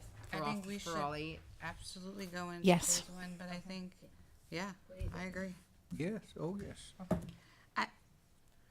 I'd like to propose that if we're looking at this, if we're looking at going to phase one with the understanding that there's a chance that phase two is going to include some of it. I mean, I think there's going to be codes that we're going to, or laws that we will want, which ones. And I think that in order to give us a little bit of time to work through this process and stop the world from spinning, because the world is spinning pretty fast these days. Lots of things are happening. People want to build, people want to buy, people want to sell, and it's great because, you know, we're moving and shaking. But I think, you know, if we're doing this and people are doing whatever they can, that's going to negate some of it. And we're in real time right now. So I'd like to propose that we put a moratorium on development for a specified amount of time to get us through this. I'm thinking if it's 5 weeks to get us through phase one, then at least 3 months so that we can then decide by 5 weeks if we're going to do phase two and which ones. And then that gives us a better idea. And I would- think based on what it takes to do development and the time frame that it takes to put a moratorium for 3 months just backlogs things that are already going to take a long time that are in process that are already being evaluated and I don't reviewed. want to stop the things that are in process. I'm not talking about the existing. I think- Can I finish? Yeah, no. I just a moratorium is I understand. you know. I understand. Right now. I'm not talking about stopping what's existing. We're talking about certain things. Parthenol's far along. River Knoll has been doing their work. Highview is in secret process. I'm not talking about affecting things that are significantly been in process and are in process and stalling those because they're already in their own places. But if we're talking about looking at how we're going to possibly rezone, change laws, then now is a good time, I think, to hold, because that stops it just holds everybody from, not the ones who are existing. Right. And we're talking about 3 months. But So what in that's my anticipation- point. Can I just say, in anticipation of this, I had a brief conversation with Steve Silverberg earlier. Yeah. He's not able to be here, and Christy was a part of it. So, you know, some of the options, if you do want to implement a moratorium, and oftentimes people do when they're in the process of looking at their changing their zoning. What you could do is you can, you know, a grandfather in based on where people are in the process. You know, you could say, okay, anybody who's got an application in already. You could say anybody who, you know, so you could kind of decide where you draw the line. You would use probably this meeting as the start. And then we could say, you know, ask David, okay, so say we decided we want to go, you know, through phase one and phase two for all of these, you know, is 6 months reasonable, 4 months reasonable? And then if we say, okay, well, you know, we anticipate 4 months, we could actually set the moratorium for 4 months. Retroactively as of this date, so that you don't have people running in tomorrow before Right. you can adopt a local law putting in their applications. Right. So that would be like the recommendation that you say, okay, you know, we're gonna like target 4 months to get through the process of evaluating, you know, what needs to be updated in our code and implementing it. And then if you can extend it if need be. And you can. Thank you. I just have a question on, is it necessary given the short amount of timing? Because even if somebody was to submit an application, by the time they would get approval, you know, I'm just questioning, is it really a I step mean, that's it necessary if you're talking about a 4 month time I period? mean, it certainly varies, and I mean, if you guys are looking at it and considering it, I know there was some hesitancy with respect to pending applications, but you know, you may want to even just, and I asked David about this earlier today, and he can probably speak to it. You know, are any of these bigger projects that are going on right now, you know, dead in the center of any of these things where they would completely moot any type of local law that you decided you wanted to enact by allowing them to proceed while the moratorium is in effect? So, I mean, I understand not wanting to certainly stop projects that are in the process, but if you're going through this process where you're looking at this zoning analysis and deciding whether or not you want to take any further action, it may be worthwhile to at least see what's out there that could potentially be impacted so that you're making a fully informed decision. Thank you. That's just helping me understand the process. Thank you. I think that it seems like you were talking about grandfathering everything that's made an application already. So Anything we so- don't know about? Not how, I mean, what don't we know about that's made that may have made an application? Well, the applications that I'm aware of are Highview Farm, Parth Knolls, Artis on North State Road. There's a 2-lot subdivision, Schneider, which is going to be done before you know it. On Gordon? Yes, on Hawks Avenue, Oh, on Hawks. 74 Okay. Hawks Avenue. There's the Bethany Arts Community. Mm-hmm. There's the Butler subdivision. Bethany? Bethany. Okay. Yeah, uh-huh. Bethany Arts Community. Mhm. There's the Butler subdivision, which is a 3-lot subdivision on.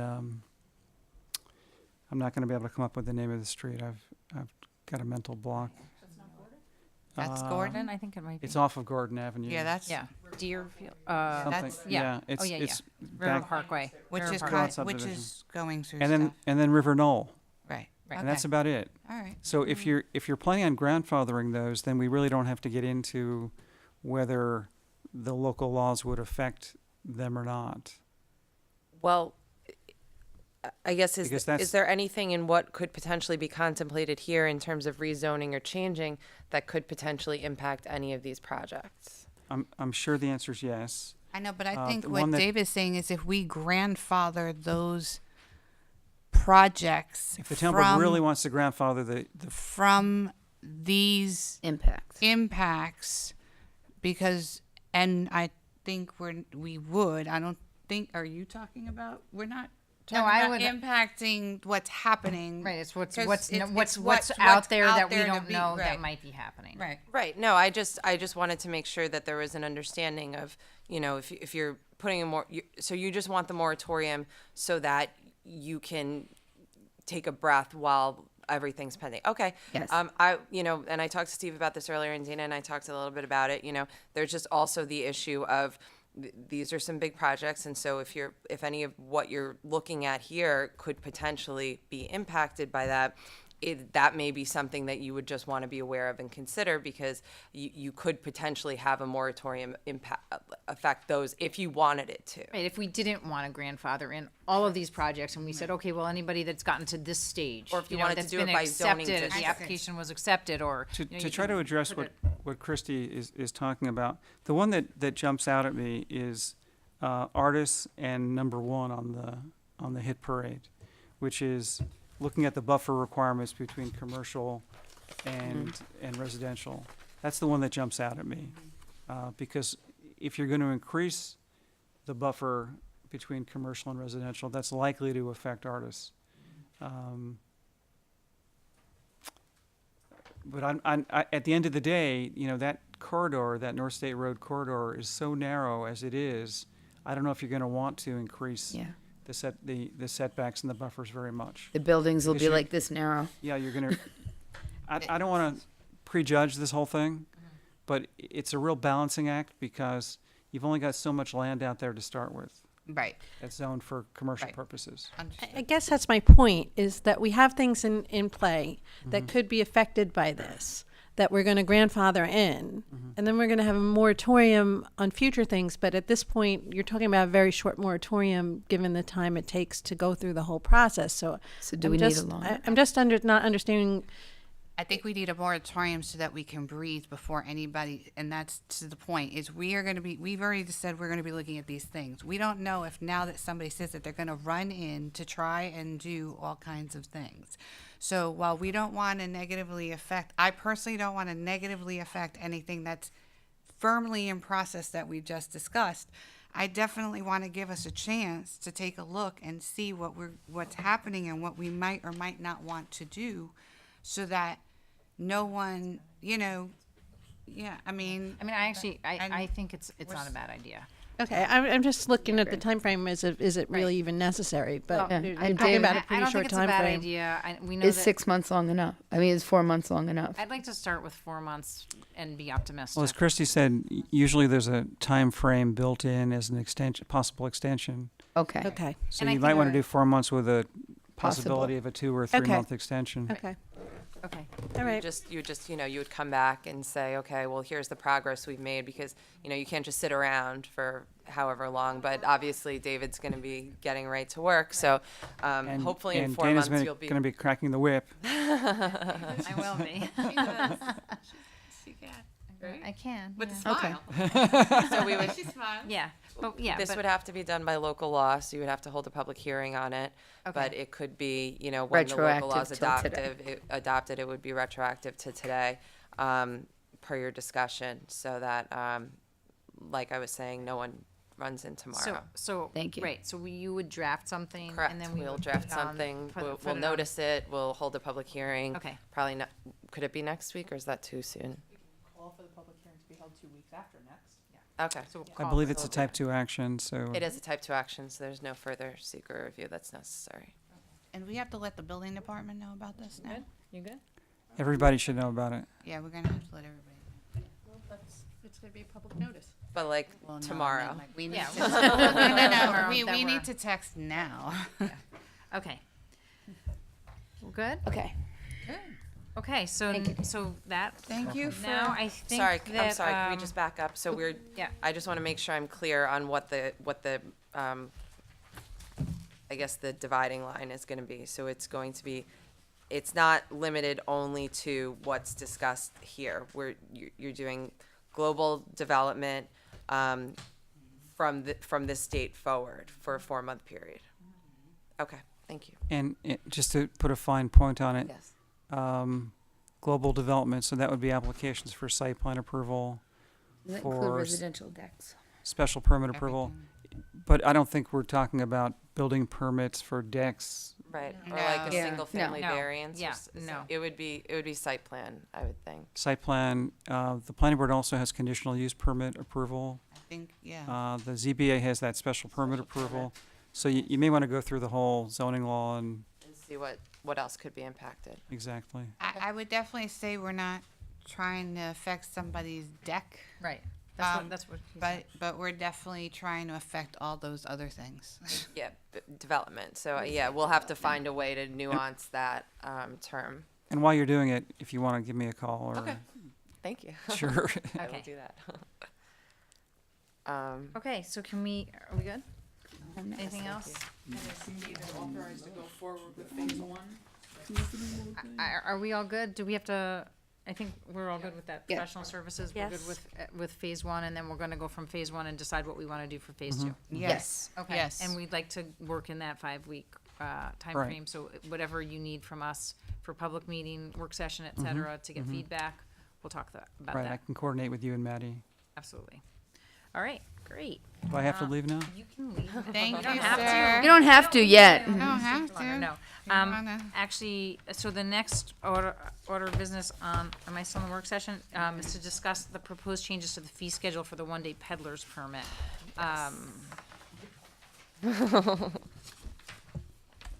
And that is, particularly, has come up because our village actually has a one-day peddler's permit. We have in our code the ability to have a permit. It doesn't really say of what length. So, do you want to talk about that? Yeah, so you have a fee schedule that sets forth, obviously, various different fees. Thank you very much. Thank Thank you. you. Um, But there wasn't one, there wasn't one just specifically for a single day fee. And so the goal initially was just to add another line to the fee schedule. Maddie was looking at the code and noticed that there's an entire chapter devoted to peddlers' permits. And so we looked into that a little bit further just to make sure that that wouldn't necessarily impact the approach you were going to take. But there's actually a provision in that chapter that deals specifically with fees and actually sets forth that the fees for the peddler's permits are as set forth in the fee schedule. So we just kind of came full circle, and we're still confident that that's the best way to proceed. So you can just do that by resolution, which I understand is on the special meeting agenda. Yeah. So we just we're proposing at the special meeting that we set forth a one-day peddler's permit for $25. And that's the same that the village uses, right? Yeah. Wanna say something? Can I just wanted to talk about the process a little bit, because there is something that the town board is going to need to do and sort of understand. So I talked to the town clerk about that. And basically the process is now, if you were going to get a one-day peddler's permit in the village of Ossining, you'd come into the clerk's office, you would give them $25, and you'd fill out a permit basically saying who you are, prove that you are able to do business by providing a social security number or something to that effect, and what date it is that you'd like to be selling something, where, and what you're selling. So once they've checked to make sure the application is complete, they would send you down to the police station to get a little name badge. So it would have your face on it. It would have all the information that you'd provided on the application. And a component that you guys might want to discuss at this point is they ask that you be fingerprinted. So you would get a set of fingerprints done by the police, and that would run about $100. So in this particular instance, it was suggested that perhaps the town board waive that requirement since it's a one-day peddler's permit. We're not really giving a charge to be punitive so much as we just want to have a record of who's supposed to be where and when. So it might be it might disincentivize people to do this if it's also going to be a $100 fingerprint charge. This was all done before, fingerprint and everything, especially when the For the yearly, not for the when daily. the police station was in Briarcliff. we each time you come, a peddler, all these things you just suggested that's what he had to do. That was Fingerprint. only for a year. All we have in the town code right now, in the fee schedule, is somebody who's coming for a year. That's what we're talking about, a year. No, we're talking about a day. One day. Like, say, just like 4th of July Yeah. down at the Yeah, waterfront. okay. So we're Just- saying if somebody wants to get a permit just to be in selling stuff for a day, we're saying Whenever. the conversation is about not having to have a fingerprint I requirement. don't remember the whole thing, but it wasn't for the year. It was for whenever or whatever time. Well, right now we don't have anything in our fee schedule that gives you anything except for 1 year. Okay, whatever. So I think the proposal is so that we can incentivize more food trucks and other kinds of things like that to be able to come do business in the town for special events. It would be great if we, if you want to come and get the year one and you want to keep coming back, whether if you want to come back for every concert in our concert series, and we'd love to have, a whole slew of food trucks come do that, and you want to apply then for the year, get the fingerprints and, pay your $100, and then you can come back again, then you have that one-time fee of $100, or you, for the year, or you have a one-day fee of $25 without the fingerprint requirement. Okay. So There's still some level of protection in that you do have to go down to the police station and produce information about who you are and what it is that you're doing. Right. So it's just, an added level of protection to have the fingerprints that may or may not be necessary. Can I ask a silly question? Do we have anything in that whole section that talks about the type of things that you can peddle? Because, let's say, I would have to look at it more closely, but it's pretty comprehensive. I don't There are want to several preclude sections most on it. people, but I'm just saying somebody wanted to peddle something kind of gross or not, Kosher. We can I send don't the know what chapter the word around I'm tomorrow. looking for is. Yeah, not appropriate for the, for the entire public. I'm just. I believe there were categories, but again, Okay. I wasn't looking for that purpose. So, I just was. so I'm Ads. happy to go back and look again and report back. I'm with it. I wouldn't charge $100 for a day. It's not. Yeah, I'm just guessing it doesn't apply to people coming to the Green Ossining Festival or the had been in the past was waived. I think partially it might have been because we only had the year. It didn't Yeah, exist. it actually Yeah. would. exist. So it might so it would apply to that. Anybody who is coming to a one-day event Right. would pay a $25 fee to register for that event. Including IFCA. No, nonprofits are always waived. Okay, just asking. Yeah. And we have the ability to waive. I mean, we do. So we have the ability to. Plus, we're not peddling anything. We're just there. Okay. We just exist. So if everybody's in favor of now moving into our special meeting, and I think we have to, I guess, adjourn the work session? Is that what we do? Okay. So do we have a motion to adjourn the work session into our special meeting? So moved. Second. Okay, thank you. All those in favor? Aye. Aye. Opposed? Abstention? Okay. What So, time is gotta find it. 10:44. 10:44. Okay, 43. Okay. Okay. Councilwoman Totori, Present. Councilwoman Jeffrey, Present. Councilman Wiltshire, Present. Councilwoman Feldman, Present. and Supervisor Levenberg. Present. Okay, change to 2016 fee schedule. Resolved that the public comment on agenda items. Seeing none. Resolved that the town board of the town of Ossining hereby authorizes the following addition to the town fee schedule. 1-day peddler's permit, $25. Do I have a motion? So moved. Second. Discussion? All those in favor? Aye. On the discussion, Yeah, discussion. you didn't mention the fingerprint you were just talking about. We're not including it. That's what we were saying. I guess, okay. We're saying for a 1-day Yeah. I see. peddler's Okay. permit, we're not With no going to fingerprinting require required. Fingerprints So what do you require fingerprints for for a year? 1 year. Okay. All right. The $100 permit level requires a fingerprint. Okay. Okay? But it does require a photograph. Right, you keep still have to go, going. okay. What I'll do also is that the village was kind enough to share their 1-day peddler's permit with us, so I can send that around to everybody, and we can sort of make some adjustments if you think that some of that language is necessary to include on the physical permit, to just say that the fingerprint is waived Okay. on a 1-day. Thank you. And they don't require a fingerprint for their 1 day. I believe they do not. Okay, so we're trying to be in line with what the village is doing. It's fine. Okay, all those in favor? Aye. Opposed? Abstention?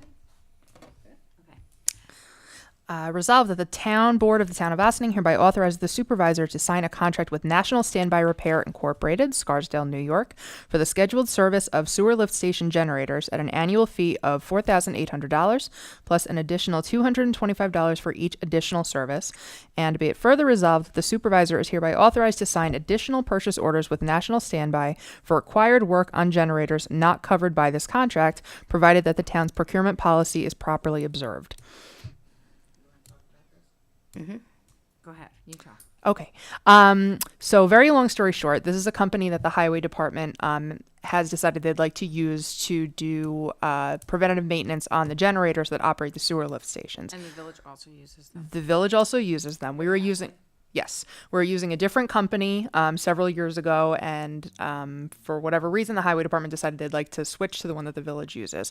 They've been happy with the service, but there's a contract that they sent over to us. There's actually 7 individual contracts for each of the 7 generators that all needed to be signed.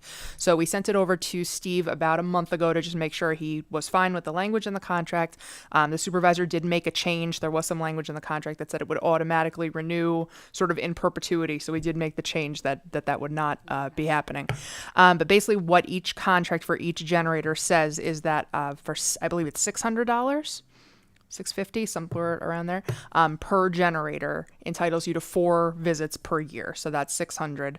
And then an additional $225 for every scheduled visit after the fact. Something that did come up is a bunch of the generators need pretty major service that this company is going to have to provide. So they asked that we include in the resolution when we send the contract that they are authorized to do that kind of work so long as a purchase order is obtained ahead of time. Is $4,800 about the amount that we were paying the other company? It's a little bit more. What's a little bit? I would have to check. I don't remember. We looked at it No, when. I actually don't remember because it was quite some time ago, and I just haven't looked at the number recently. Um, But it wasn't. I don't believe it was a lot more. I think It wasn't was like little more. 1,000, or was it like? That might be about it. So that's not a little. I mean, No, that's not. Yeah. That's not a little. What happened to the other company? Because Our understanding was Mike that was yeah, very the service that they were pleased. providing was somehow unsatisfactory. I don't recall the exact reason. Does that have anything to do with why some of these now need significant? It might. You said like why? If we had service, why do they need significant? and this service that we've had for years doesn't mean make it right. But I mean, Yeah, we're Mike was all. I remember when we wanted to change once before, and Mike was all against it. I And That now, I don't now all know. of a been sudden, convinced. I think there were a couple things. And you know what? It was really a month ago. We haven't had probably a meeting since we had this conversation, and I apologize for not having all the answers to these questions. But I'll try to get as many of them as possible to everybody as to why we are making the switch. But they have been highly touted by the village. I can tell you that much because I remember speaking with Andy Teese about it specifically, and he said, you know, he has confidence in this. I mean, in this I company, and I mean, they're doing a good job for the village. I'm just concerned long- about the fact that we don't have any information. Like we didn't. There's no information. Why do we need significant repairs? Why are we making the change? What's the difference? we always need in- significant repairs. I mean, always on what I these would suggest in that case, if you'd like, I can send you all the vouchers for the prior company and then for this company for last year so that you can see what the amount of money has been and we can table it until next Tuesday. Let's do that. Cool. Okay? Yeah. Guys, table, do I have a motion to table? So moved. So second, Okay, all those in favor? aye. All right. Let's go on. Go ahead. Okay. Resolved that the town board of the town of Ossining hereby appoints Marcus Gross Ossining to the seasonal position of recreation attendant in the town parks department effective June 11th, 2016 at a rate of $9.25 per hour. Have a motion? So move. Second. Discussion? Those in favor? Aye. Opposed? Abstentions? Resolved that the town board of the town of Ossining hereby appoints Clyde Baccalan Ossining to the seasonal position of recreation attendant in the town parks department effective June 11th, 2016 at a rate of $9.25 per hour. Do we have a motion? So moved. Second. I'm sorry, stop, it's Okay, late. question? I knew what you were gonna say. I know these are the same, supposedly the same people who were doing it last year, but Chris Soy or the other Katrina in charge of lifeguards has the option to switch in other parks employees, correct? I don't know the answer to It's that Spray Park? question. Okay. I don't see why not, except for that these are town employees and those are Right. village employees, so it's possible that they don't have the option. Okay, just because that's a practice that sometimes happens. Okay, I'm just trying to understand. I don't it. really Yeah, know if what it- that is, why because we I have a town haven't heard employee about and it. then- Yeah. I haven't heard about that, but. Why do we have a town employee and a village employee? Because they're two different unions. No, that wasn't it. Oh. These aren't, Part-time. these aren't union Oh, jobs. part time. Seasonal. Yeah. Seasonal. Oh, what? I never. It's I'll- possible I'll that that's find the out. case I in think that practice, but I've sometimes they have never to switch heard in that. for a substitute if somebody's out. I never I heard mean- of that either, but But we it's do sometimes, possible. I mean, I can tell you that our attorney, prosecutor does, you know, we sometimes do, there's definitely some of that stuff that happens, where there's sharing and, you know, covering for one another, so if that's what we're Okay, I talking just about, want to that make sure does we're happen. not limited to these two. Like we could. We are limited to these two These right two. now because these are the ones we're hiring. So Okay. right now, we're limited to these two. These are the only people that we're approving to pay right Okay. now. All right, We're that's not what I'm paying trying to anybody understand. else. Anybody else that we have to pay, we'd have to approve. Okay. Okay? And this is for the spray park, right? Correct. Right. So that's two people. I don't think, do we ever really have two? No, I mean, we- that seems like good No, we enough. don't need more than two people. Yeah, yeah, Okay. And these are the ones that were there last year, correct? Right. yeah. Okay. All those in favor? Aye. Aye. Opposed? Abstention? Okay. May I ask for a motion to adjourn and request executive session for contracts? So moved. Second. Everybody, don't be in a hurry. You seconded it. Okay. All those in favor? Aye. Opposed? Abstention? Look forward to seeing everybody at our village fair on Saturday. And have a great rest of your week. There's lots of other exciting things happening here in the village and in the town. Mostly, we'll start with the town and then the village, but since we're sitting in the village, I'll say that. And we look forward to participating in them with you. Have a great night.